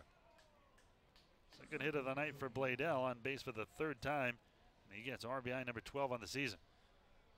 Bladell definitely one of the best hitters in the Atlantic League. 0 for 11 in the series coming in, but he's 2 for 4 tonight. Definitely a big hit right there to extend the Blue Crabs' lead. And Corey Dommel will come out. While he does, give us a chance to. Time for a little baseball history. Time for a little baseball 101 with This Day in Baseball History, brought to you by Texas State Technical College in Fort Bend County. Make your own history by earning your associate's degree at TSTC. Visit tstc.edu to learn more. Well, on this day, May 17th, 2009, Pudge Rodriguez hits his 300th career home run, a 4th inning shot off Chicago's Rich Harden in the Astros 6-5 win at Wrigley. The All-Star catcher would finish his 21 big league career, just 11 more after that with 311. That's a look at This Day in Baseball History, brought to you by Texas State Technical College. Love to see Pudge Rodriguez on the Astros and have a milestone like that when he was with the Astros made his short time there even more special. First pitch to Joey Wong, a strike on the outside corner. It's nice to see, no matter what sport, when you get a legendary player on your team. I mean, if you want to wear an Astros Pudge Rodriguez jersey, you can do that now, especially now that he's a Hall of Famer. Like when Jerry Rice went to the Raiders, you can wear, if you're a Raiders fan, you can wear a Jerry Rice jersey. The 0-1, this one in the dirt. Wear Roger Clemens Skeeters jersey. Yeah. We're still selling Clemens and T-Mac shirts and jerseys. I love the 2012 inaugural season poster you have up in the press box. Roger Clemens right in the middle of that. Pitched 2 games for Sugar Land that season. This one just misses off the outside corner. 2 balls and 1 strike to count. I was at his debut, and let me tell you, there was like very, very little space to walk around in the stadium. It was so crowded. Standing room only, and ESPN was here. What a night that was. A young, wide-eyed Will Scott, who had no idea who had a future in professional broadcasting, here in this booth.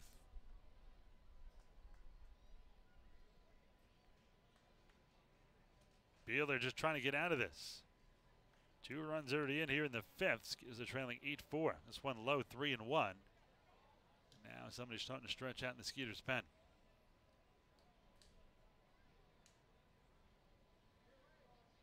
Beeler now 31 pitches, 17 for strikes, 14 for balls.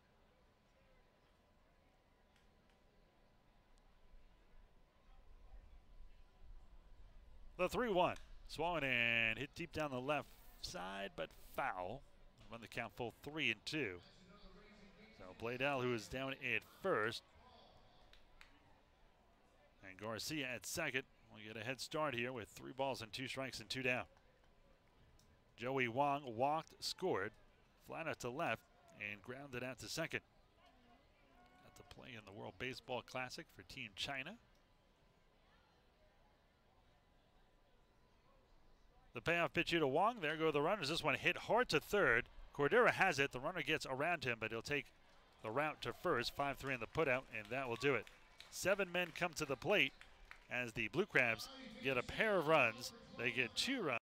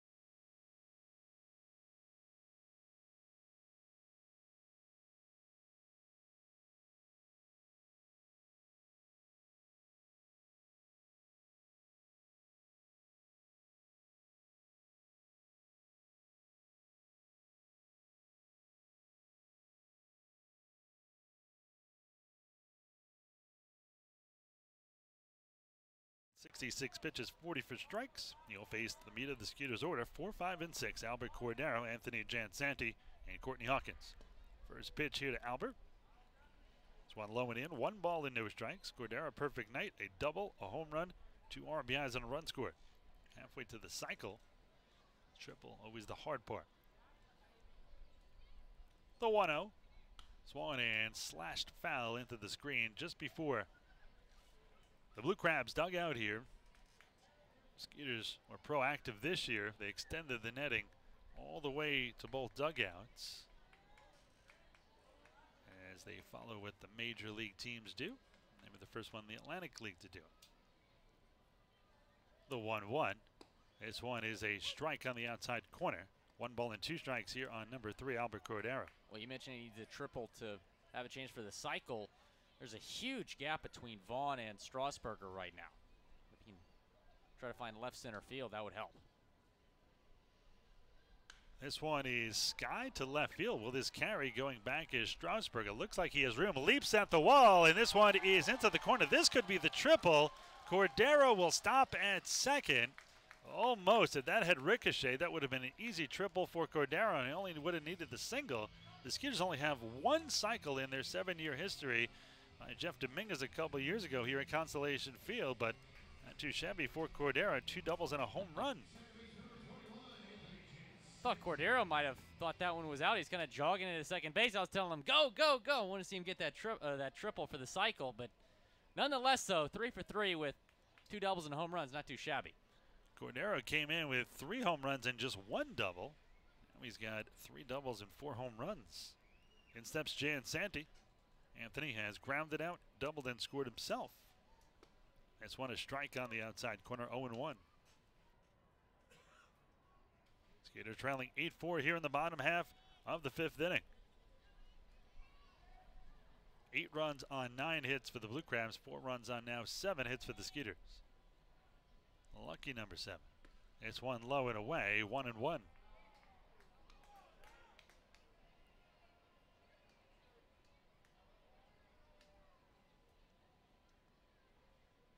Compton certainly has been bailed out by his offense tonight. Over his line here. 4 innings, 7 hits, 4 runs, all earned, 4 walks and a strikeout. Not the best of performances. They got 5-run cushion before he even got to the mound. And the Skeeters battled back to make it a 1-run game at 5-4. Blue Crabs added 3 more, lead 8-4 here, but the Skeeters threatening with a leadoff double by Albert Cordero. 1-2 the count here on Jansanti. They set up away. Former big leaguers 1-2. Misses inside, 2-2. Good eye by Jansanti.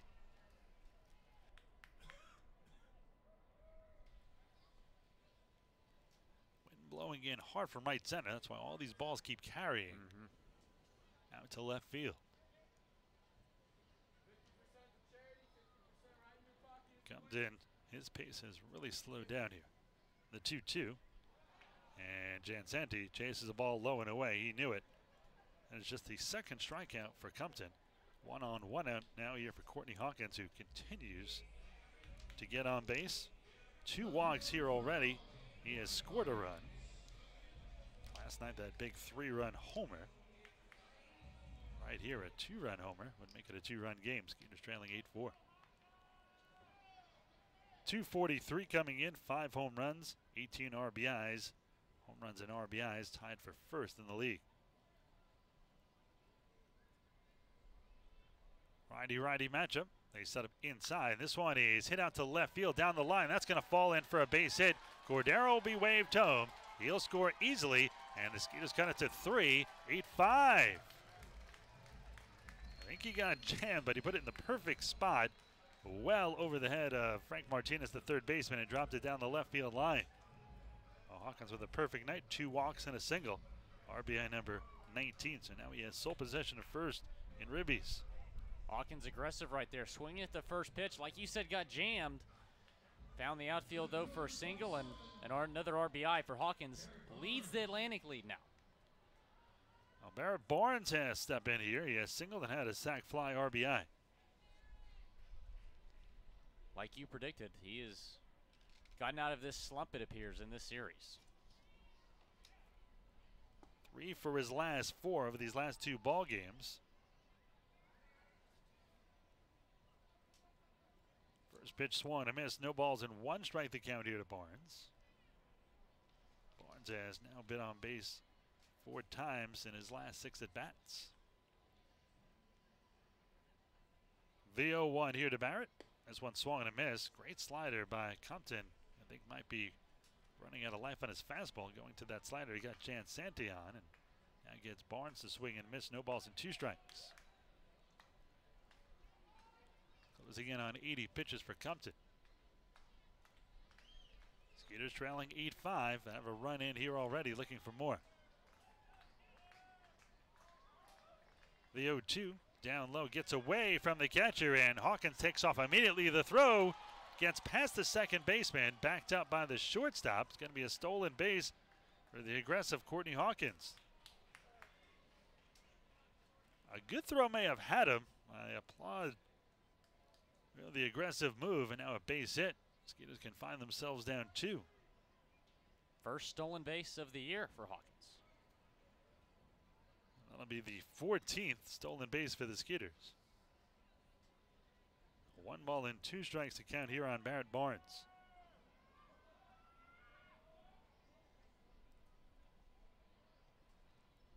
The 1-2. This one misses a little low and in. 2 balls and 2 strikes.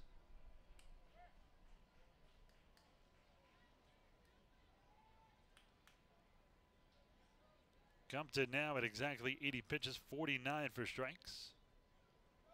31 for balls if you don't want to do the math, and if you don't, shame on you. The 2-2, swung and chopped towards third, foul. Count remains 2 balls and 2 strikes.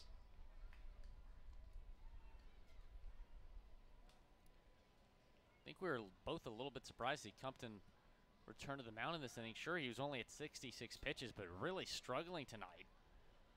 Skeeters already have 1 run across the board in the 5th, and with an opportunity to tack on another here with Hawkins in scoring position at second base. Long look in here by the right-hander. Let's see where his catcher Austin Green sets up. He's going to set up outside.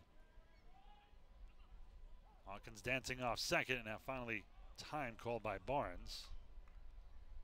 Wasn't really the pitcher Compton who was taking too long. It was Hawkins who was distracting him. Hawkins jumping back and forth between second and third base. Kind of trying to get in Compton's head. I think it worked a little bit. The 2-2. On the outside corner, strike 3. Barnes didn't like it. May have been a little low. Second strikeout of the inning for Compton. 3rd of the game. So 1 down at second with 2 outs now. And that'll bring in Dennis Phipps, the Skeeters' right-handed hitting center fielder.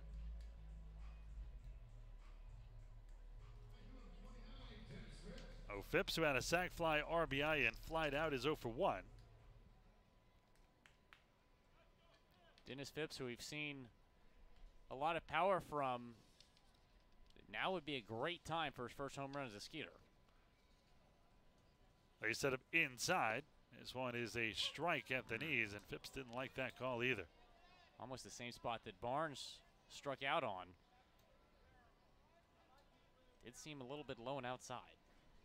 Last year for the Texas Air Hogs, 314, 10 home runs, 58 RBIs. And the Venezuela Winter League Player of the Year this past winter as well. The 0-1, slow roller to the shortstop. A throw to first in time, and that'll do it. Nice job by Hawkins trying to screen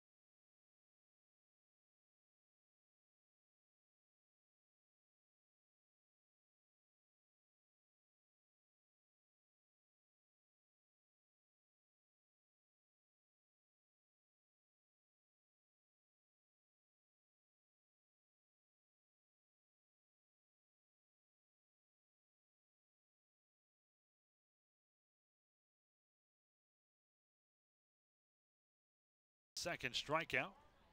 One out here in the top of the sixth. Bringing the left-handed hitting cleanup hitter, first baseman Angelo Sanco, who has struck out twice and doubled between those two Ks. Really like to see that strikeout from Beeler, especially after he struggled last inning, surrendering 2 runs. Punch out against Strasburger, who has really done well in this series. So is Sanco, though, so let's see what Beeler can do here. No action in the Skeeters bullpen, so this will be Beeler's inning. First pitch is chopped foul to plate. I think they got a piece of Sanco as well. Came up. Might have hit him in the thigh or the shin. Might have hit him in the arm. Seems to be okay. Not even rubbing. Man, he's tough. Sanco came in batting just .227 early on.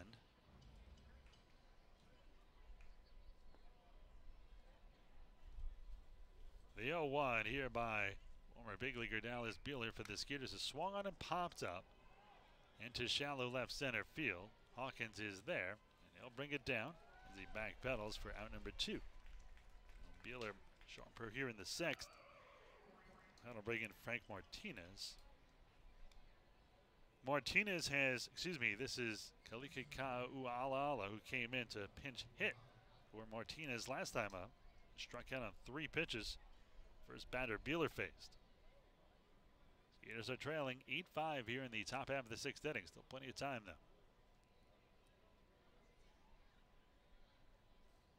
Kalika, as you might guess, is from Hawaii. This one is inside. 1 ball and no strikes to count. Shocking as that may be. Spent time last year with these Blue Crabs. Kind of a utility player. This one misses inside 2-0. He actually had a appearance pitching this season. May 4th at Long Island. Surrendered a run in 1/3 innings pitched in a 27-9 loss to the Ducks. Yeah, I remember that game. It's a long night. This one chopped over the head of Beeler. Behind second is the shortstop Rondon.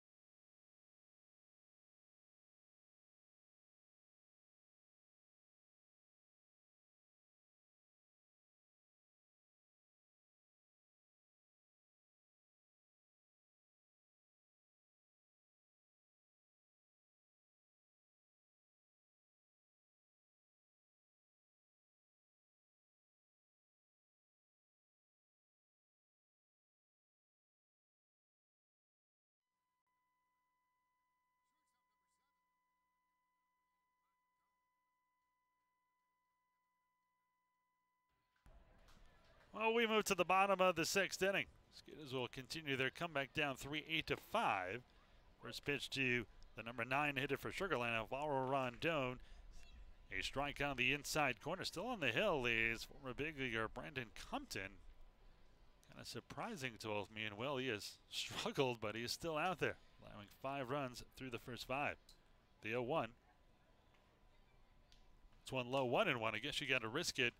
Blue Crabs have really blown through their bullpen in the first 3 games here. Yeah, they've had to use 12 different pitchers, 12 pitching changes, I should say. So I think that's why Compton's still out there. The 1-1. This one is skied to left field.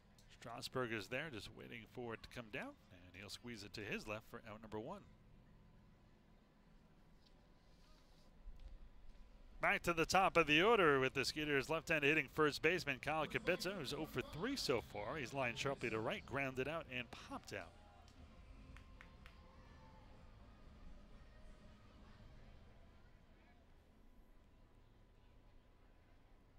Well, in steps Kubica. Game in batting .321, a pair of home runs and a dozen RBIs. Kubica, a 2-time All-Southland Conference first-team selection during his time at Texas State. And we're going to, of course, have the Southland Conference tournament here at Constellation Field next week. Should be fun. I never get to see it on the road. I know you're a big college baseball guy. Might have to come Even out if to a game or two. Syracuse does not have a baseball team, Mr. Orangeman. Does that make you an orange man amongst the orange men? I think so. Well, they changed the mascot a few years ago from orange men to just orange now. But I'm still an orange man, I guess you could say. This one up high, 1-2-1. You're going to love this. To me, it was like maybe the greatest baseball name I've ever heard for a team. So I went to Cuba a few years ago, and I went to see this team just for a few innings called Explosión Naranja, the Orange Explosion. Oh, my gosh. I thought Syracuse should just put explosion at the beginning of their name. Say that name again. Explosión Naranja, the Orange Explosion. Syracuse has to have a game in Cuba in the coming years and just have that on the jerseys. It'd be fabulous. There's one low and in, 3-2 here on Kubica. Or maybe just kind of the motto for the year, Orange Explosion, coming at you. Payoff pitch coming here to the Skeeters' first baseman as the pitches continue to pile up here for Compton. This one low and in, ball 4. A 1-out walk here, the 5th walk of the night here for Compton. 4,510 fans here in the ballpark. A pretty good night here. Great turnout before a big weekend we have here planned at Constellation Field.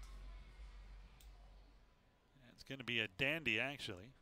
Starting with fireworks tomorrow. And after the game, our good friend Matt Deaton will be here. Returns to Constellation Field for the first time this season.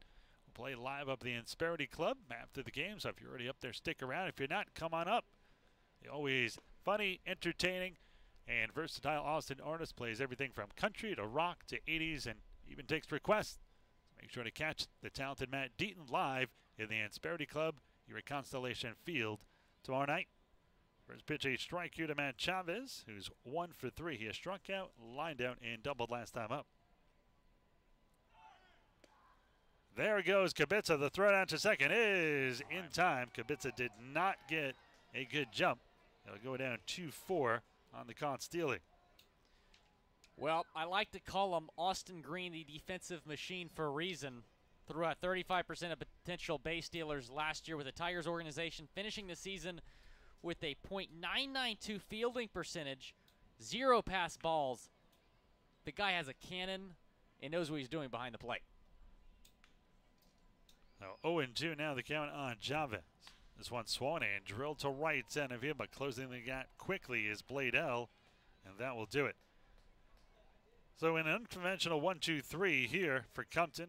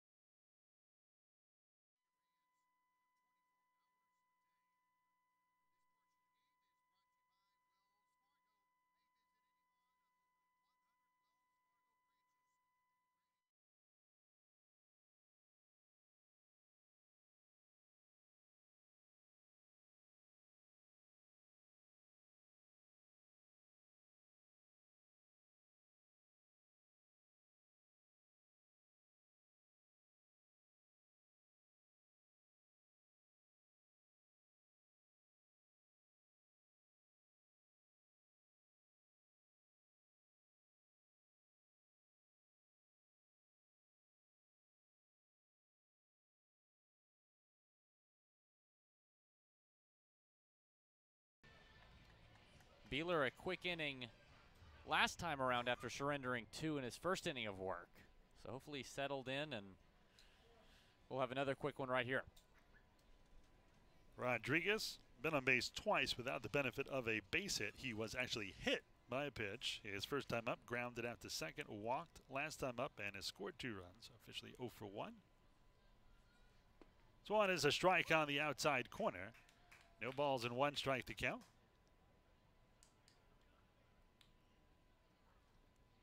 Skeeters trailing by 3, 8-5 here in the top half of the 7th inning.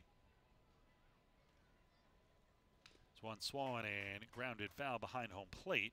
No balls and 2 strikes to count here.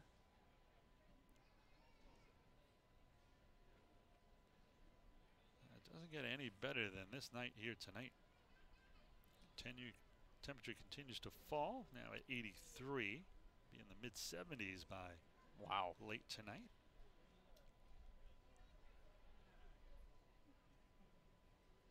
The 0-2, swung and chopped the other way foul. It's the slow roller.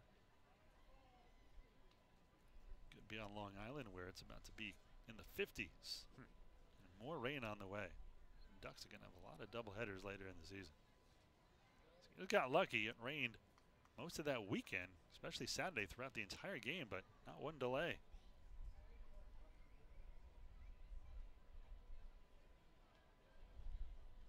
This one is a fastball outside, 1-2 the count here on Devin Rodriguez. I'm sorry you got to leave this fantastic weather in Sugar Land for New Jersey on Monday. The first action Tuesday in Somerset. New Jersey and New York is like Texas and Oklahoma. You fill in the blanks. This one is grounded foul. 1 ball and 2 strikes to count remains.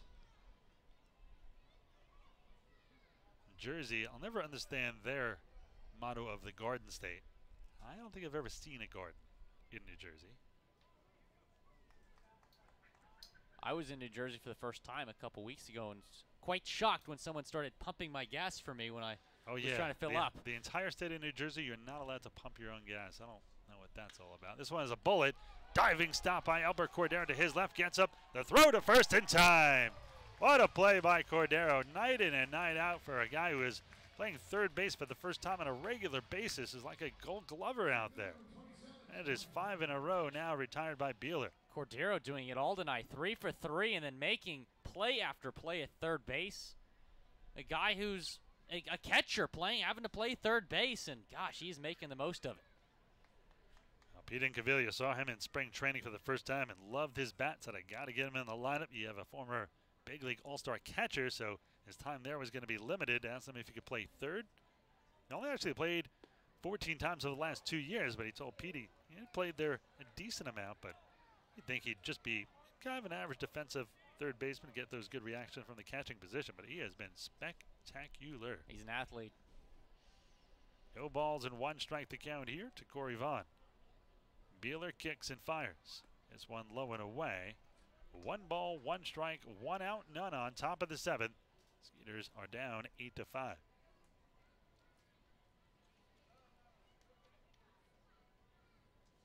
Beeler fires the 1-1. This one is low. 2 balls and a strike.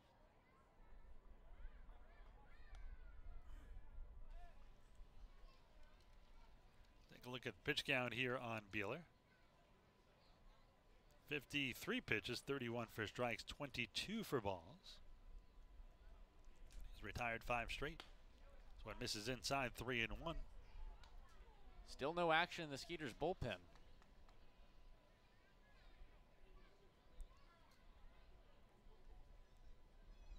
They're going to set up away, and the 3-1 is a strike on the inside corner, so he missed the target. Got the result he wanted. Now that runs the count full 3-2.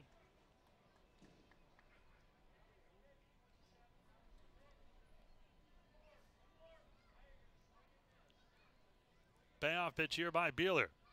He winds and deals the 3-2. Swung and chopped foul.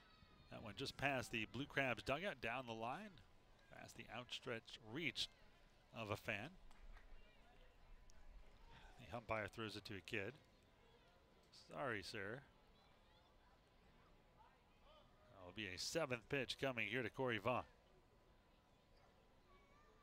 Again, the 3-2 by the Skeeters right-handed. This one swung on, popped up left field. Hawkins going back, has room near the warning track, and he'll bring it down in front of the manual scoreboard for out number 2.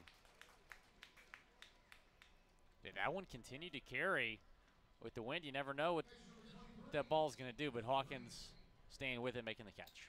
Hawkins with playing his first year here at Constellation Field. The opposing team generally will struggle with the wind here. I mean, not only does it howl in from right field, but it swirls, so sometimes you have to take a strange route to get to a ball. Austin Green, the catcher, will step in. He has 3 RBIs tonight. He has a single, a triple, and he's also scored a run. This one hit down the right field line. This could be trouble. Will it hook foul? Yes, that one goes into the stands. You mentioned Austin Green, 3 RBIs in this game. He only had 3 RBIs for the entire season coming in. Maybe a breakout game for him, turn his season around. Known as being more of a defensive player, but showing off his bat tonight.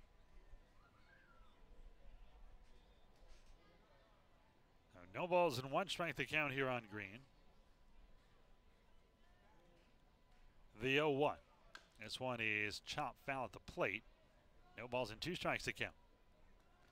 Yeah, that appeared to hit Green after impact. His bat. A couple of Blue Crabs players have been struck tonight. Green's fine, though.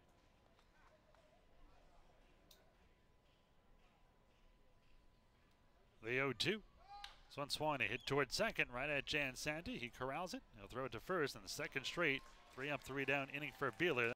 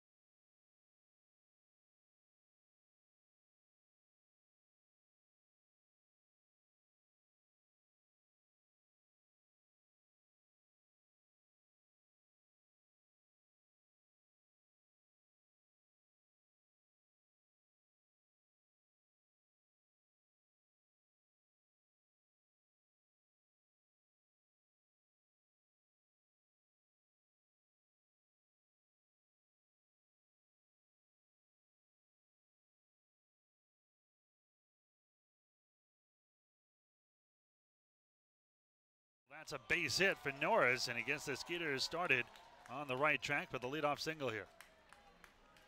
Shane Watson now on the mound, the 6'4", 240-pound righty from Lakewood, California. One of the many Cali boys on this Southern Maryland team. Last action was Reading, Double-A team.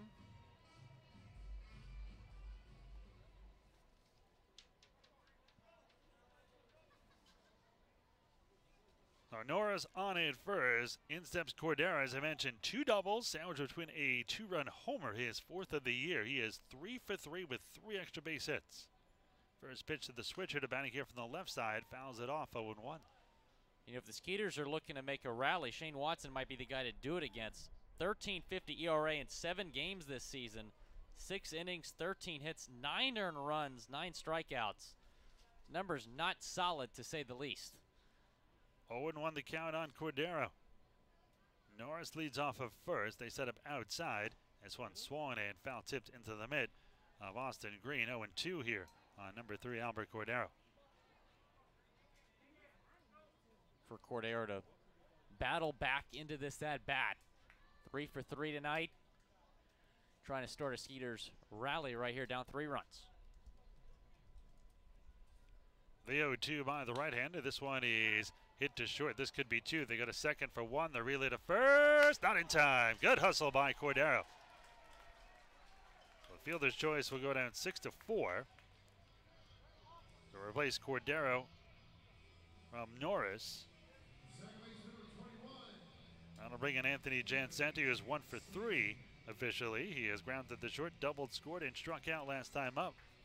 A little more on Watson here, a native Californian from Bellflower, California. Drafted in the first round by the Phillies in 2012.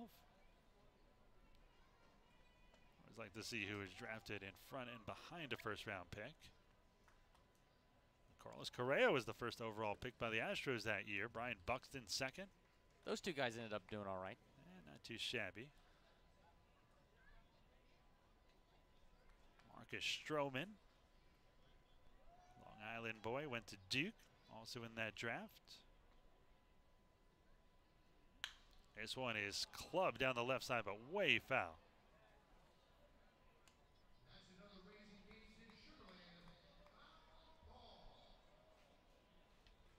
One ball, 1 strike, 1 out. Skeeters down 8-5.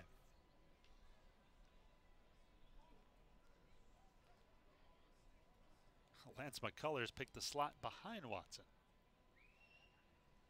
This one swung and fouled up. The Astros had 2 first-round picks that year. Mentioned Correa first overall. McCullers 41st, right behind Watson. How was it McCullers' debut? And guess who was picked? Let's see, 1, 2, 3, 4, 5 slots down from Watson. Tell me. The Skeeters' Barrett Barnes. How about that? The 1-2 in the dirt, 2-2. A couple of former first-round picks in this game. The same draft. Now Pat Light, who was picked out of Monmouth University by the Red Sox that year, 2012, 37th overall. Nothing special, but I guess he's just less filling than a regular Pat. As this one is grounded to third. Martinez goes to second for 1, and that's all they will get. Another fielder's choice. This one goes down 5-4. So 2 outs, runner down at first now, Jansanti. So look for him to go at some point with 2 down here, and the Skeeters trailing 8-5 here in the 7th, getting into scoring position with 2 outs for Courtney Hawkins, who has been on base all 3 times. He has walked twice, he has singled, he has driven in a run, stolen a base, and scored a run. That's a full day. Doing it all.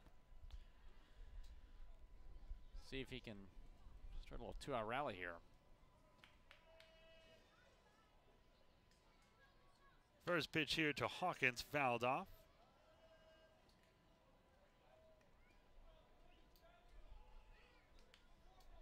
No balls and 1 strike to count here on Hawkins. 243, 5 home runs, now 19 RBIs.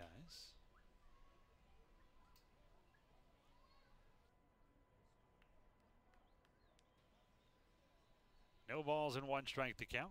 This one a check swing, but a strike on the inside corner. No balls and 2 strikes to count. 9 hits for both of these teams. Skeeters down by 3 here in the bottom of the 7th, 8-5.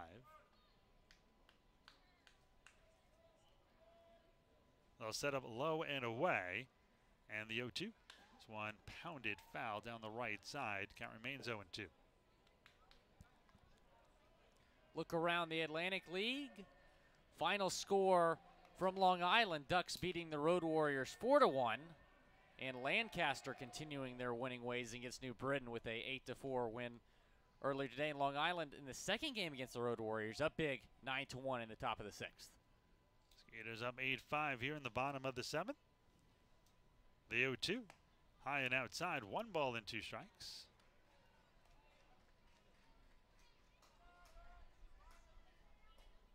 Skeeters still have 7 more outs to play with here. The 1-2, swung and tap back to the pitcher. Watson has it. He'll fire it to first, and that'll do it. A leadoff single by Norris, the only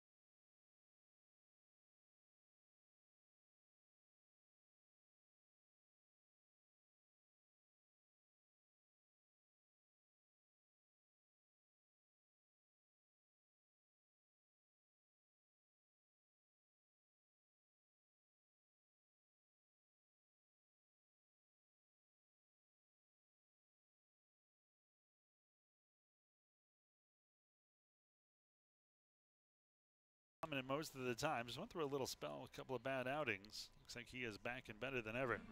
1 out, none on. Back to the top of the order with Johnny Bladell.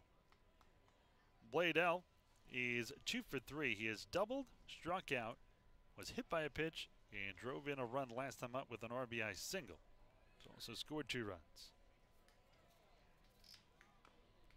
Check swing. This one fouled off to the right side. No balls and 1 strike here on Bladell. Bladell came in 394, a home run and 11 RBIs.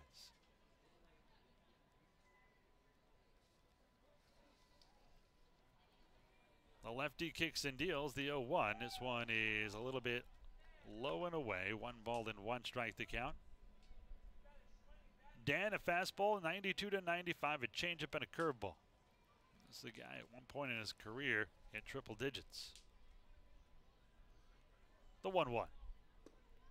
Low and in, 2 balls and a strike here. Runzler's second stint with the Skeeters, 33 games in 2016, posted a 1.95 ERA. Let's hope he can get back to that, because you mentioned it, he's going to struggle early this season. The 2-1. Strike on the outside corner, 2-2. And Runzler has really benefited from pitching here with the Skeeters and the Atlantic League. It's got him back to affiliated ball twice, including going back to the bigs. The 2-2. This one low and in, 3-2. Skeeters down by 3, 8-5. Both teams with 9 hits and no errors.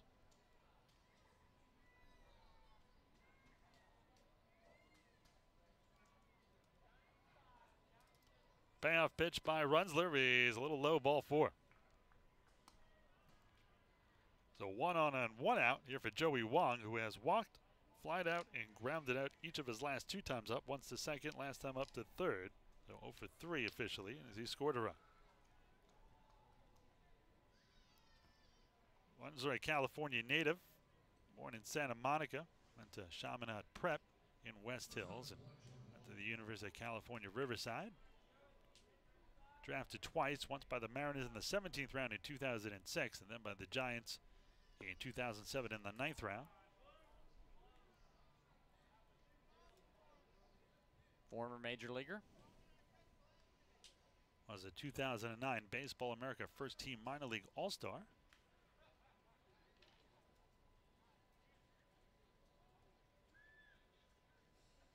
With the Fresno Grizzlies back then. This one, off-speed pitch, catches the outside corner. 1 ball, 1 strike, 1 out, 1 on. Skeeters down 8-5 here in the 8th. Got to the big leagues that same year for the first time. Spanned 2009 through 2012 with the Giants. This one, a slow roll at a second. Jansanto only have 1 play, fires it to first in time, and there's 2 down. 4-3 on the putout. Bladell gets the second.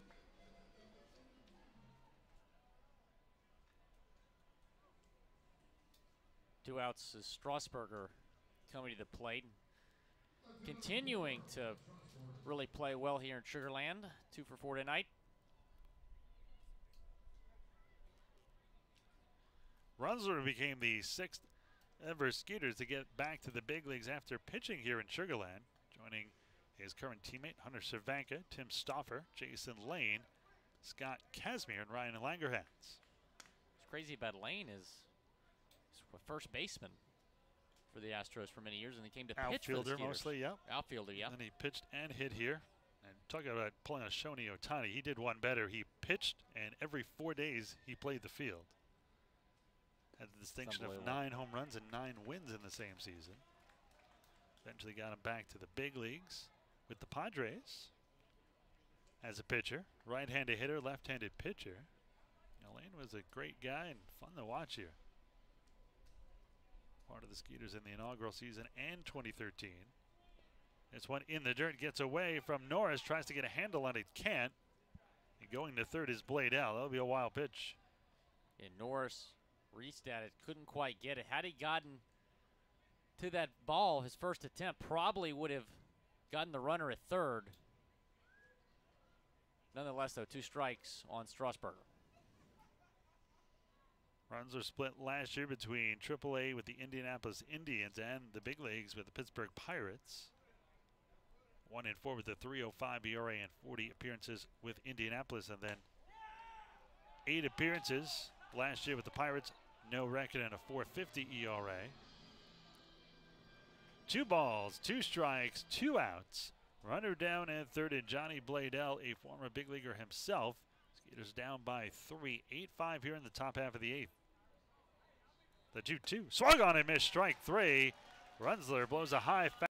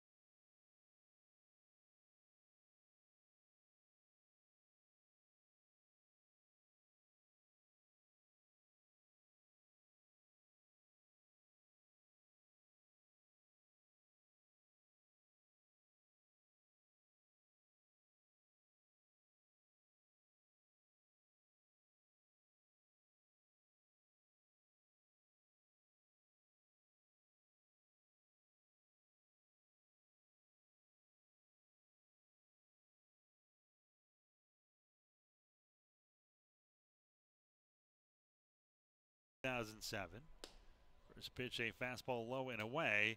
1 ball and no strikes. Skeeters here in the bottom of the 8th, trailing 8-5. At the bottom of the order, Barrett Barnes, Dennis Phipps, and Alvaro Rondon. Runyon kicks and fires, and this one is swung and found back into the right. High leg kick by Runyon. Runyon has the lowest ERA amongst the Blue Crab relievers. Second lowest on the team, only behind Darrell Thompson. Lifetime minor league record for Runyon, 36-39, a 4.82 ERA and 14 saves. The 1-1. Foul back into all right, 1-2. Last year for Southern Maryland, 3-2, a 4.39 ERA and 1 save. Spent the previous season in 2016 at AA and AAA with the Nationals, with Harrisburg and Syracuse. A former chef. I know they're the Chiefs. This one is belted down the left side. That one is foul into the left field corner. Remember that commercial where, I think it was a Snickers commercial, where the guy's painting the end zone, and he goes, chefs. It was the Kansas City Chiefs end zone. Need a Snickers bar. Exactly. 1 ball and 2 strikes to count. Now we will be getting sponsorship money from Snickers hopefully now. I'm sure they'll be calling your cell in just a couple minutes.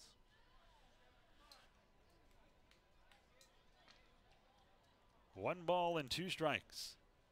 Runyon, that high and fast leg kick, fires at home, misses outside. 2 balls and 2 strikes. Syracuse Chiefs were actually purchased by the Mets, so they're going to go from Nationals to Mets organization here starting next season. It's worked out so well for the Mets. Might have some Tebow in Syracuse next season.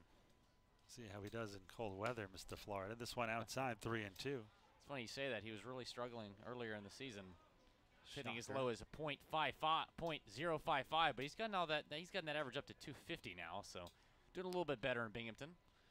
Got to see him a few times. Payoff pitch.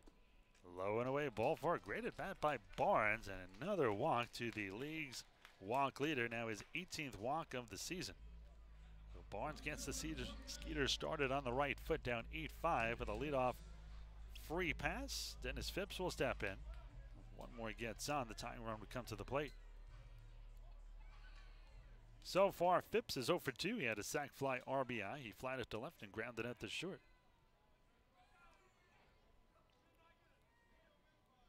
Skeeters down by 3, 8-5 here in the bottom of the 8th. That's when a strike on the outside corner. No balls and 1 strike to count. Really doesn't feel like Phipps is 1 for 10 with Sugarland, because his outs have been pretty decent outs. He's had a couple of deep flyouts and has an RBI. Let's even get on board here. This one a strike at the knees. What was Runyon doing? He almost ran off the left side of the mound. No balls and 2 strikes to count.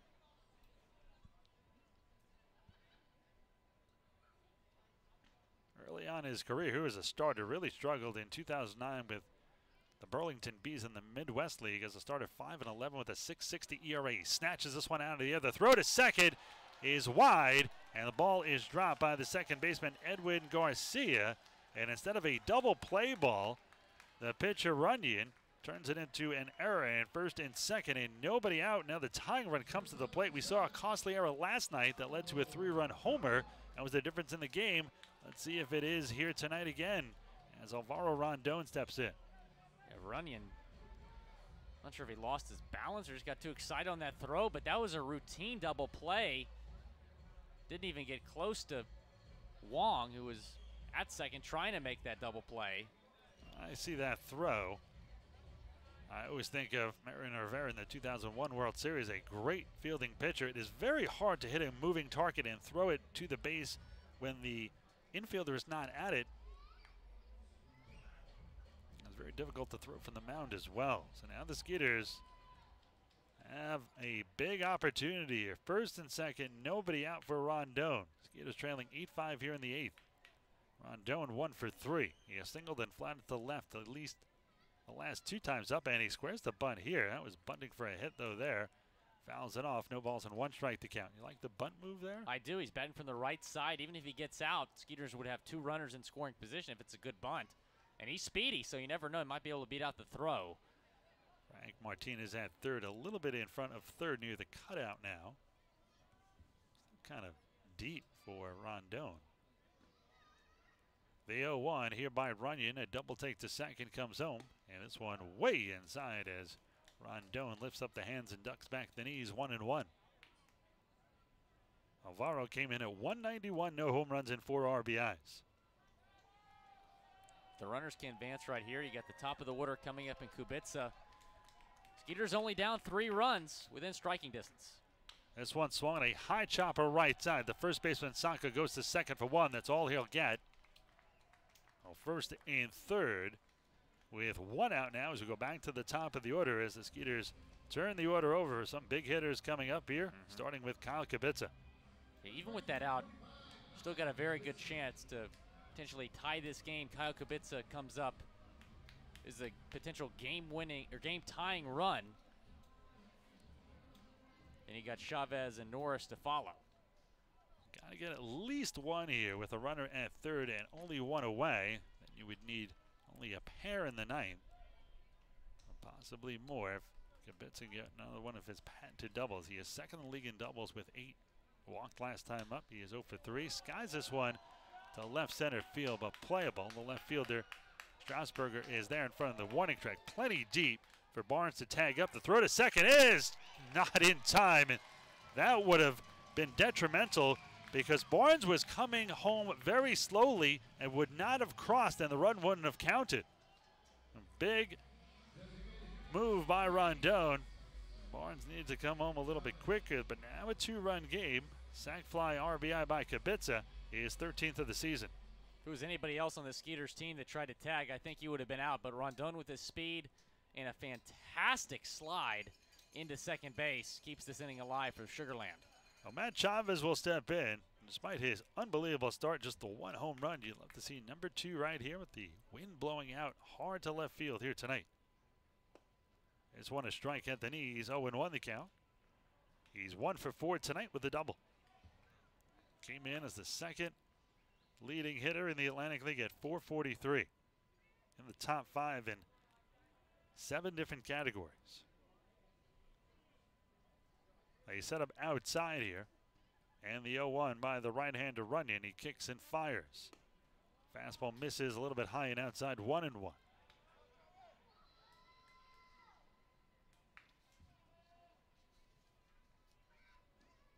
Game 5 of this matchup tomorrow, Skeeters will send out lefty Ben Grisette, 1-0 with a .93 ERA against fellow lefty Drake Britton, 1-0 with no ERA.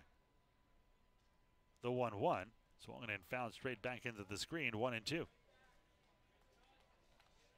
kind of been a roller coaster series thus far. Momentum kind of swinging back and forth. Been an entertaining series, though, to say the least. Runyon back to the top of the hill. Ahead of Chavez, 1-2 here. 1 in, 1 on. Skeeters down by a pair, 8-6 here in the bottom of the 8th. The 1-2.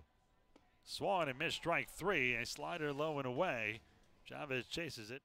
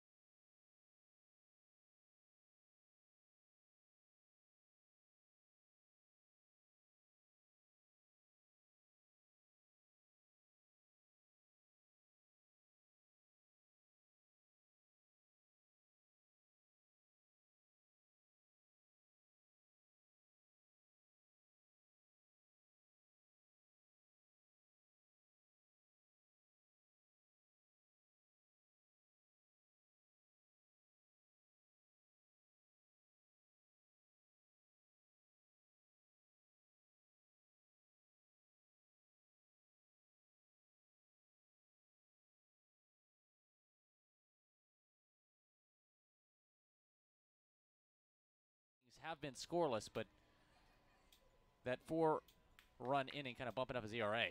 First pitch here by Winkler is swung and grounded towards first foul. 0-1 the count. Mid of the order here against Winkler. 4, 5, and 6, Angelo Sanko.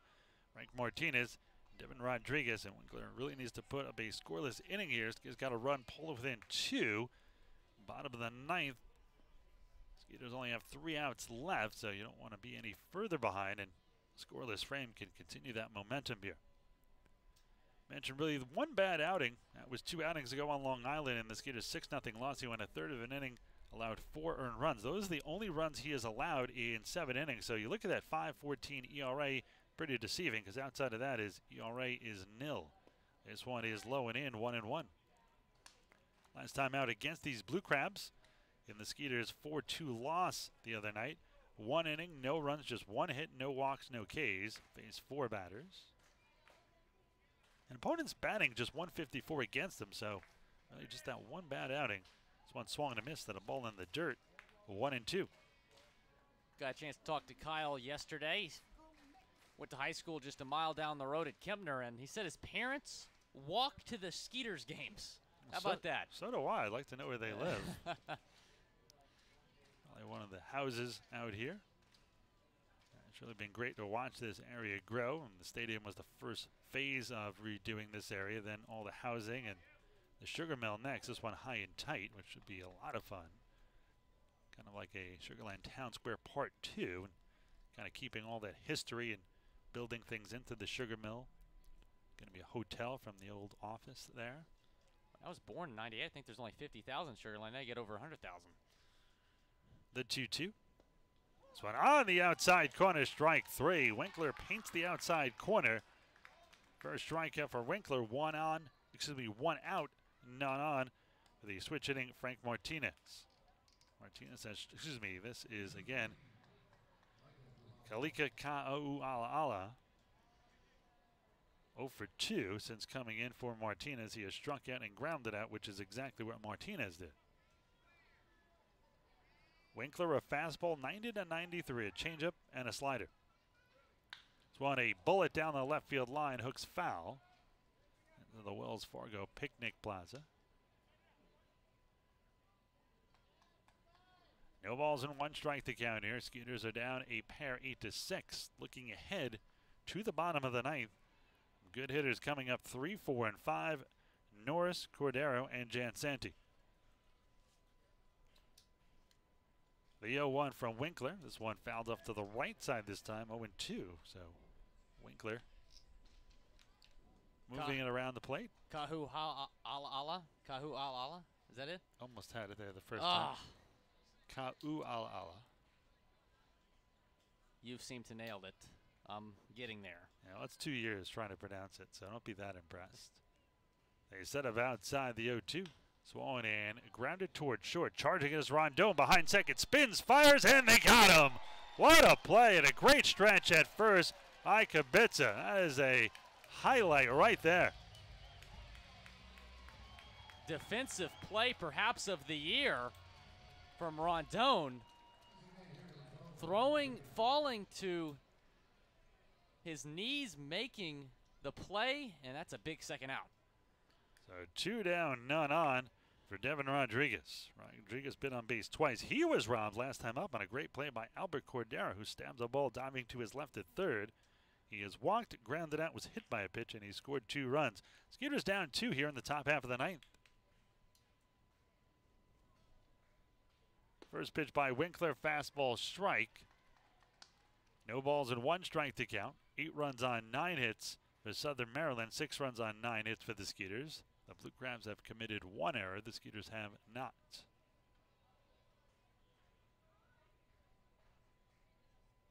The 0-1 to the left-hand hitting DH is down low, 1-1.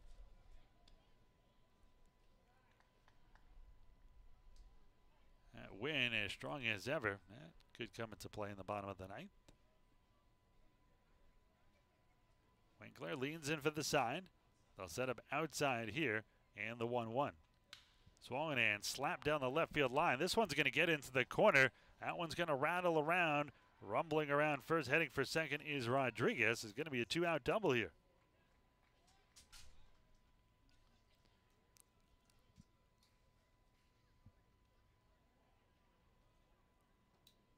Rodriguez continuing to roll in this series, keeping the inning alive, and Southern Maryland trying to extend their lead here before the bottom of the ninth. Nora's going to come out to chat with his pitcher, make sure they are on the same page. Really do not want that run to score at second. And of course, the umpires waive no visit to the mound, with the catcher talking to his pitcher and both having their mouths covered by their mitts. What does qualify for a visit to the mound these days? Well, in steps Corey Vaughn. Vaughn has walked, drove in a run with the bases loaded with that free pass. As an RBI and a run scored, he has lined out to third, popped out to short, and flied out to left, so he's 0 for 3. This one a check swing, but a strike. No balls and 1 strike to count. 8 runs on 10 hits now for Southern Maryland. 6 runs on 9 for the Skeeters. Blue Crabs trying to even this series up. Skeeters will have 1 more at bat in the bottom of the ninth. Winkler trying to keep it a 2-run deficit.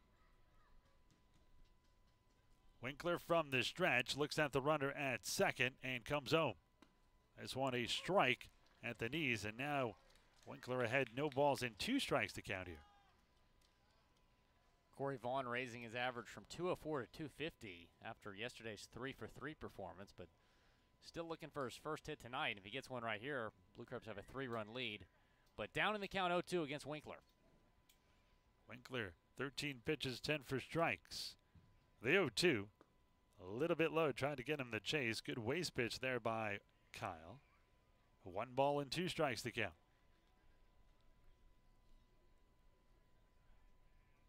Wouldn't be surprised to see another pitch in the dirt right here.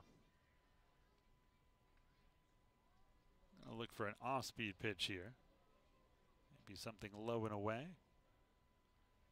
Norris sits outside. This one just misses. Just a little low and in. Wow, was that close.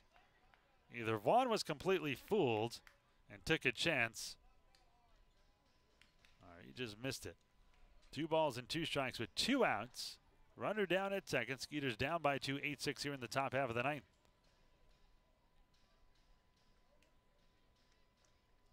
The right-hander will kick and fire the 2-2 pitch. This one is swung and missed. Strike 3, but the ball goes all the way back to the screen. Would have been the 3rd out, but Vaughn's going to find himself at first. Going down to 3rd is Rodriguez, and that a tough break for the Skeeters. They got the 3rd out.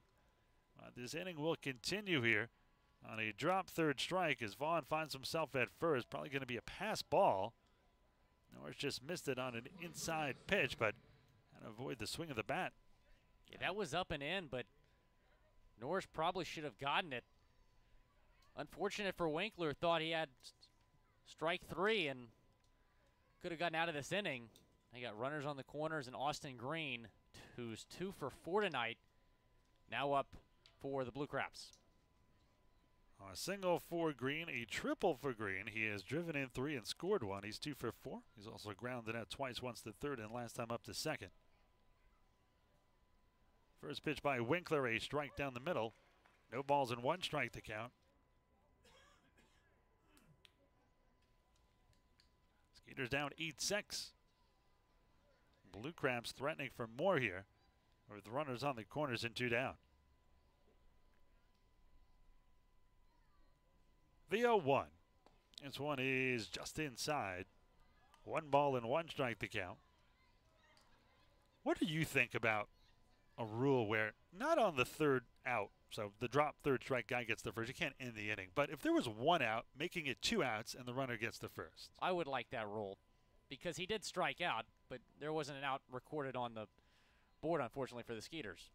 The 1-1, this one hit down the right field line. Long run for fifth, but I think he's going to run out of room, and he does, as that makes the stands. Because what's weird about that is that's going to count for as a strikeout for Winkler, but it's not an out, and it's going to count as an out for Vaughn. It's like a foul ball. You can get 2 Yeah. strikes all you want. You get credit for the 2 strikes, but after that, you can foul it off forever and remain with 2 strikes. 1 ball and 2 strikes to count here to Green. See if Winkler can get out of this little jam here. Pitch number 20 from Kyle, 13 for strikes so far. The 1-2. 2 balls and 2 strikes as that misses inside. So 2 balls, 2 strikes, 2 outs, 2 on. Skeeters down by 2, 8-6 here in the top half of the ninth.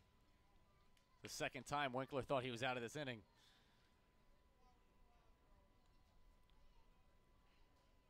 Wengler leans in. See when Norris sets up. He's going to set up on the inside portion of the plate. The 2-2. There goes the runner. This one chopped foul. Vaughn will have to come back.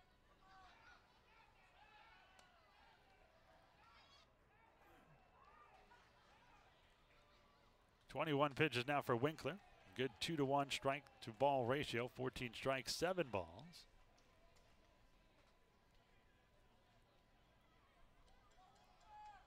See if he can get out of it here.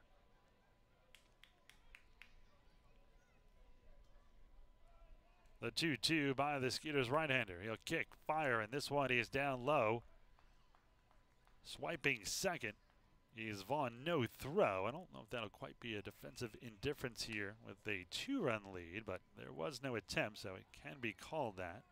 Veteran move there from Norris. No point of throwing with 2 outs here. You don't want to have the runner move from third base. They do give him a stolen base.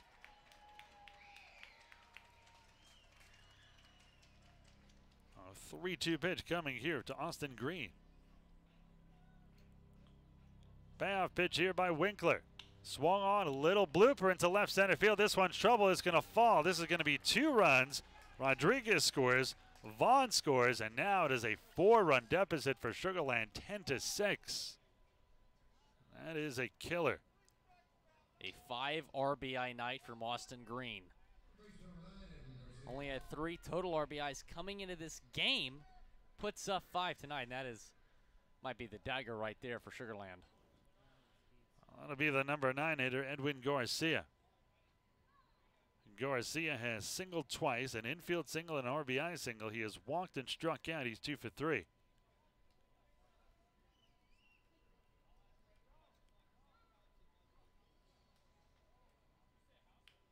A tough break, just a little blooper in no man's land. Throw to first, diving back in head first is Austin Green. I would think the catcher is stealing. That would be a gutsy move. He's done just about everything tonight except for that. 2 singles, a triple, 5 RBIs, a run scored. And now some chipping from the Skeeters dugout. Pete Incaviglia yelling very loudly. You can hear from up here. Home plate umpire trying to settle him down. And Pete, I think, still upset over a couple of very close pitches that should have been called strikes, and he should be out of this inning, and it keeps extending. First pitch swung and hit down the right side. Kubica gives it a look, but over the Skeeters dugout, right near Skeeters mascot Swatson. No balls and 1 strike to count. Swatson enjoying his time over there by the Skeeters dugout. Don't blame Pete for being upset. There's a couple of strikes that would have gotten Winkler out of this, and pretty good ones too. The 0-1 here from Kyle. This one is down low. 1 ball and 1 strike to count. 25 pitches now for Winkler. 16 for strikes, 9 for balls.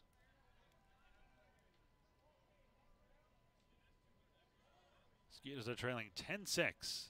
2 runs in here in the ninth for Southern Maryland. Every time the Skeeters have gotten close, the Blue Crabs add a couple of runs.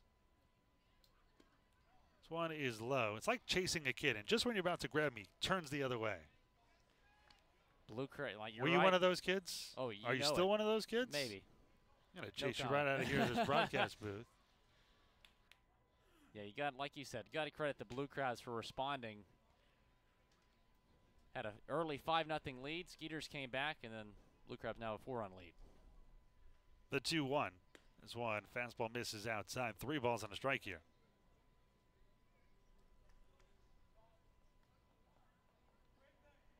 Winkler keeping his composure. Give him a lot of credit. That to be frustrated out there. Some calls that just did not go his way that should have. Not borderline calls either. The 3-1. That's what a strike on the outside corner, 3-2. That borderline call is not going to help Pete and Cavilium feel much better. Tough on Winkler. You know, you had 2 outs, nobody on, and surrendered 2 runs when you really need to come in and give your team a chance to win the game in the 9th.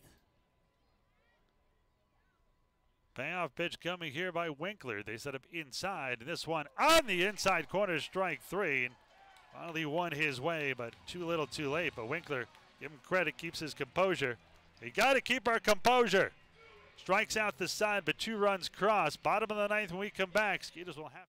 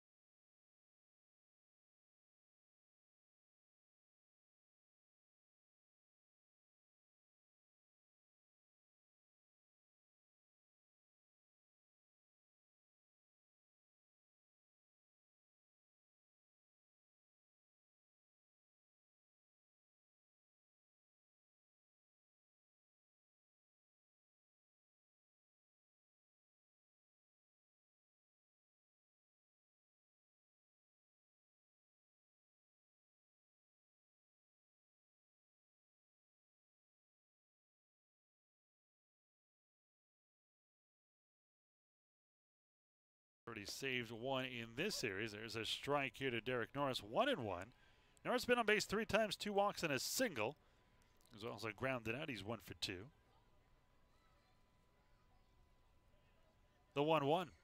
This one is low. 2 balls and a strike here. Kind of deflating for the Skeeters. You know, think you're gonna have a chance maybe to come back here in the 9th just down 2 runs, but 4 runs is definitely a big hole to climb out of. This one is chopped towards third foul. There are 2 balls and 2 strikes to count. Skeeters have got Norris, Cordero, Jansanti due up, Courtney Hawkins after that. So you're in the heart of the lineup. Gives you a chance for sure. JP drafted twice. First time in 2007 by the Braves in the 43rd round, and then by the Angels in the 3rd round in 2008. The 2-2 here by the right-hander. This one way outside as catcher Austin Green had to snatch that out of the air to his right. That'll run the count full 3-2. Skeeters trailing by 4 here in the bottom of the ninth, 10-6. JV went to Chipola College. I think they have a really good buffet. This one is hammered down the left field line. That is a foul ball. Isn't that where Chipotle is from? I mean, it makes sense. No, I'm just kidding. Last year for the Winnipeg Golden Eyes, sounds like a James Bond movie. 3-3 with a 3.26 ERA and a career-high 21 saves. And wow. Hence with former big leaguer Cody Epley on the DL. That's why he's closing out games. Was also with the Jacksonville Suns last year. Changed the name to the Jumbo Shrimp, I believe. As one fouled off 3-2. Excuse me, he was with Jacksonville in 2016. You like that name, the Jacksonville Jumbo Shrimp? Not at all. It's funny, they actually outsold their major league affiliate a couple weeks ago for a night. Really? That was one of our goals here in year one. The 3-2 is fouled off. How did they do that? I believe they had 7,000 out for a Jacksonville Jumbo Shrimp Friday night game and only about 6,000 for a Marlins game. Wow. I'd say that city's a little upset with that team right now. Just a little. Derek Jeter at the helm in Miami. Some questionable moves in the offseason. I know they didn't like it. The 3-2. Remember, Astro fans were not big fans when all the good guys were being carted off, and they lost 100 games 3 years in a row, and that turned out pretty good. I guess you could say that. A ball 4 here to Norris, so he walks for his 3rd time tonight. Really seeing the ball very well here in the last 2 games. 2 extra base hits, including a home run and a double yesterday. Well, the key to ninth inning comeback is to get the first runner on. The Skeeters have done that. Well, they're down 4, so they're going to need another 3 base runners here. As Albert Cordero steps in, he is 3 for 4, 2 doubles, a home run. He has driven in 2 and scored 2. Grounded into a fielder's choice last time up. This is not a safe situation for Chafee with a 4-run lead. Skeeters are down 10-6 here in the bottom of the ninth.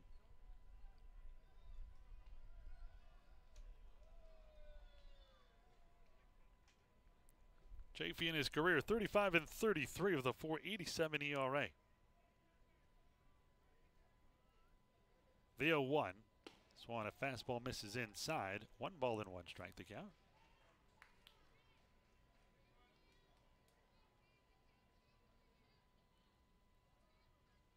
Cordero, the switch hitter, batting here from the left side against the right-hander Chafee. I'll set up inside. The 1-1 way inside. Almost hits Cordero in the leg. 2 balls and a strike. You know, I know you don't like the Jacksonville Jumbo Shrimp, but Chafee What gave you that idea? But Chafee also pitched for the New Orleans Baby Cakes in 2016. So I think Jumbo Shrimp's a little bit better than Baby Cakes. I don't know about that. Baby Cake's a good cake from New Orleans. I do like shrimp, but I don't know. Just not a fan of the Jumbo Shrimp. Why not just the shrimp? Jumbo Shrimp is an oxymoron right there. Well, it's Jacksonville, so just like Sugarland Skeeters. The name rings the Sugarland Sweet Skeeters. It's true, but you... I've shot your logic down now, haven't I? You got me there. Where are you going to go there? You got me there. Jacksonville Jumbo Shrimp kind of has a nice ring to it. I like the Zephyrs name. Yeah, I miss the Zephyrs. I don't really know what a Zephyr is. This one is hammered to deep right field. This one's going to leave the yard. Now the Skeeters are down 2. Second home run of the game for Cordero. 2 doubles, 2 home runs. A 4 RBI night. 5th home run of the season. RBI number 16, and the Skeeters aren't licked yet. Still nobody out. Cordero was hitless in his last 2 games after his 5-hit night on Monday. Well, not hitless tonight. Got a couple home runs and continues his tear. And just like that, Skeeters back in this ball game. Anthony Jansanti will step in. He is 1 for 4 with a double and a run scored. And on deck, Courtney Hawkins, who's been on base twice with a single and 2 walks. So Skeeters in business here. Jansanti throw away a glove. got 2 gloves on. What do you need a 3rd glove for? Does he have 3 hands? That'd be impressive. Probably the first ever baseball player with 3 hands. Jansanti squares the bunt here, pulls it back for a ball. 1 ball and no strikes. You can call timeout and still have both hands on the bat. Jansanti came in 297, 3 home runs and 8 RBIs. This one a strike. No, called the ball. Wow. 2 balls and no strikes, and Jaffe frustrated there. And here comes the manager for the Blue Crabs, James Frisbee. Let's see if this is, they're actually going to put this one in the books. The home plate umpire, Jesse Moreno, already takes out his notepad. Oh, this will be a visit to the mound here. Skeeters are threatening for a great comeback here in the bottom of the ninth, down 4 runs. A 2-run homer by Cordero has cut it to just a pair now. Still nobody out. Yeah, that's huge. Nobody out, and Courtney Hawkins, who obviously has a lot of power on deck, and then after that, Barrett Barnes, who has really been playing well as of late. So Skeeters definitely back in this game. The 2-0 here to Jansanti. This one misses low and away, 3-0. Jansanti has to take at least one here.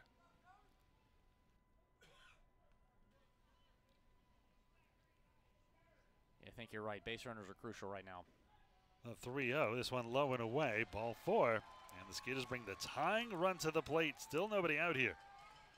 Hawkins, as I mentioned, 2 walks and a single. He has driven in a run and scored a run. He is 1 for 2. Talked about the Skeeters leading the league in walk. Not only does that give you potential base runners and potential runs, but it really wears out a pitching staff. That is the 8th walk of the night for the Skeeters.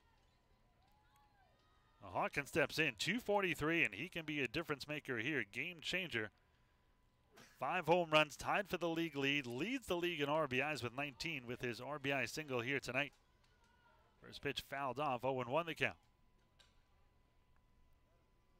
Barrett Barnes after that. So should he hit a home run, if Barnes gets on, you know he's going to take off, and then the winning run would be in scoring position here in the bottom of the 9th. Got to get there first. Swan crushed down the left field line. Hooks foul. Oh. Hawkins just out in front of that one a little bit. Everybody in the stadium had a little body English on that one. That was just feet away from the Aero Plumbing foul pole. The worst thing to hear in a stadium if you're the opponent, to hear that bang off a home run pole or a foul pole, which I'll never quite figure out.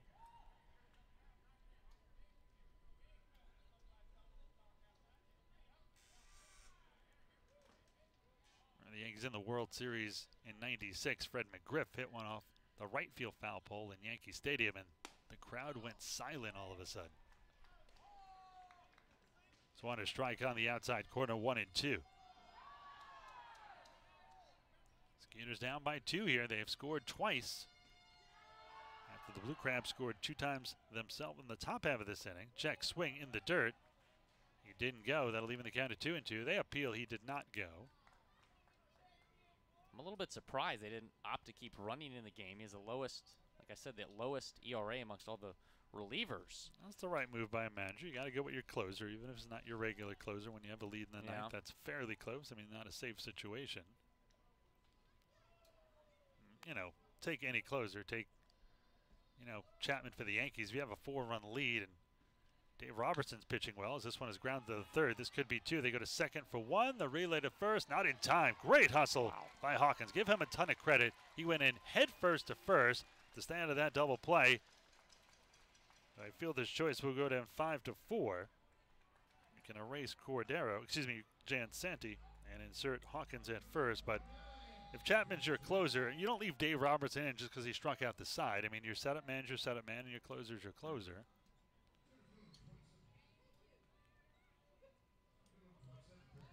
Bring in Barrett Barnes. Barnes has singled, had a sac fly, RBI, walked, and scored. So he is officially 1 for 2. He's also struck out. Swan and miss, foul tipped into the mitt of Green. No balls and 1 strike to count. Keep us tuned after the game. We'll have our player of the game with our own Ryan Posner. Tell you how this one was sorted out.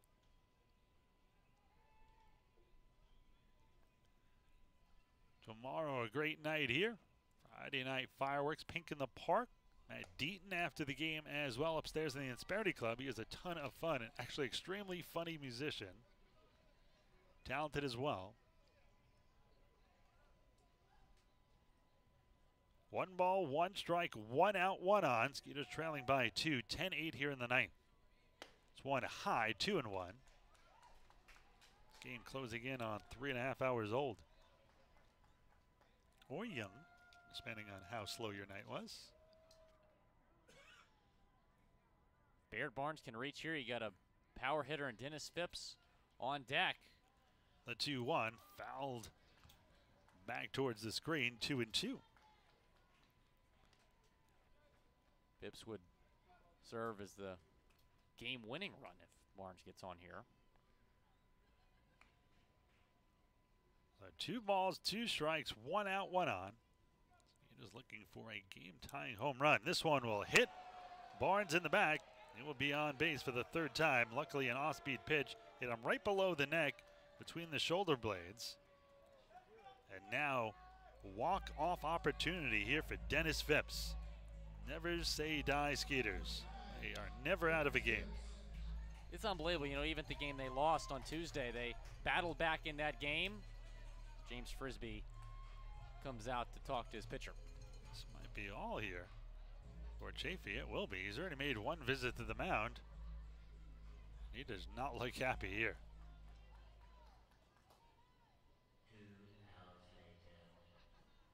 Did he not already make 1 visit to the mound in this inning?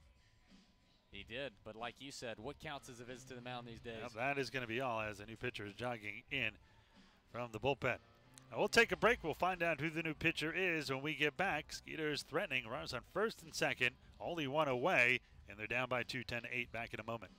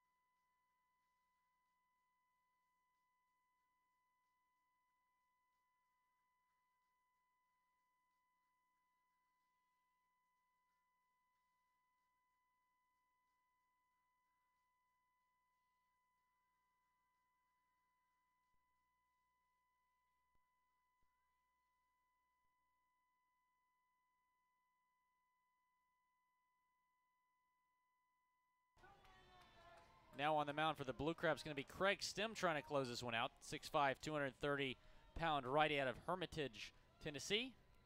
Reached AAA while in the minor leagues. First pitch here to Phipps. Swung and missed, 0-1. Stem has a even 4 ERA in 9 games this season. 9 innings pitched with 4 earned runs on 6 hits and 6 strikeouts. Well, Phipps has an RBI already, a sac fly RBI. He flew out, grounded it, and reached on error by the pitcher last time up. That was Sam Runyon. Certainly has the power to bring the Skeeters a victory. 2 on, tying run on, winning run at the plate at Phipps. They're down 10-8 here in the bottom of the 9th. Fastball strike on the outside corner, 0-2. This is Stem's 3rd appearance in this series, 2 scoreless innings thus far. Stem went to Trevecca Nazarene University in Nashville and then Western Kentucky University. Go Hilltoppers. There you go. The 0-2 to Phipps. Swung and missed strike three. Chased the ball low and away, so he gets the tough Phipps on 3 pitches, and the Skeeters down to their final out here. But still have a shot for a walk-off. Alvaro Rondon does not have a home run this season. But the left-hander hitting Rondon has singled, flied up to left 2 times, and grounded into a fielder's choice last time up. Flashing for the Blue Crabs. Stem 2-3 with an even 5 ERA. This is his 3rd straight season with the Blue Crabs. This one swung, a hit high in the air to left center. This should do it. Vaughn parked under it, and he'll bring it down as the Blue Crabs hold on for dear life in the 9th with the winning run at the plate. Final numbers look like this: 10 runs, 11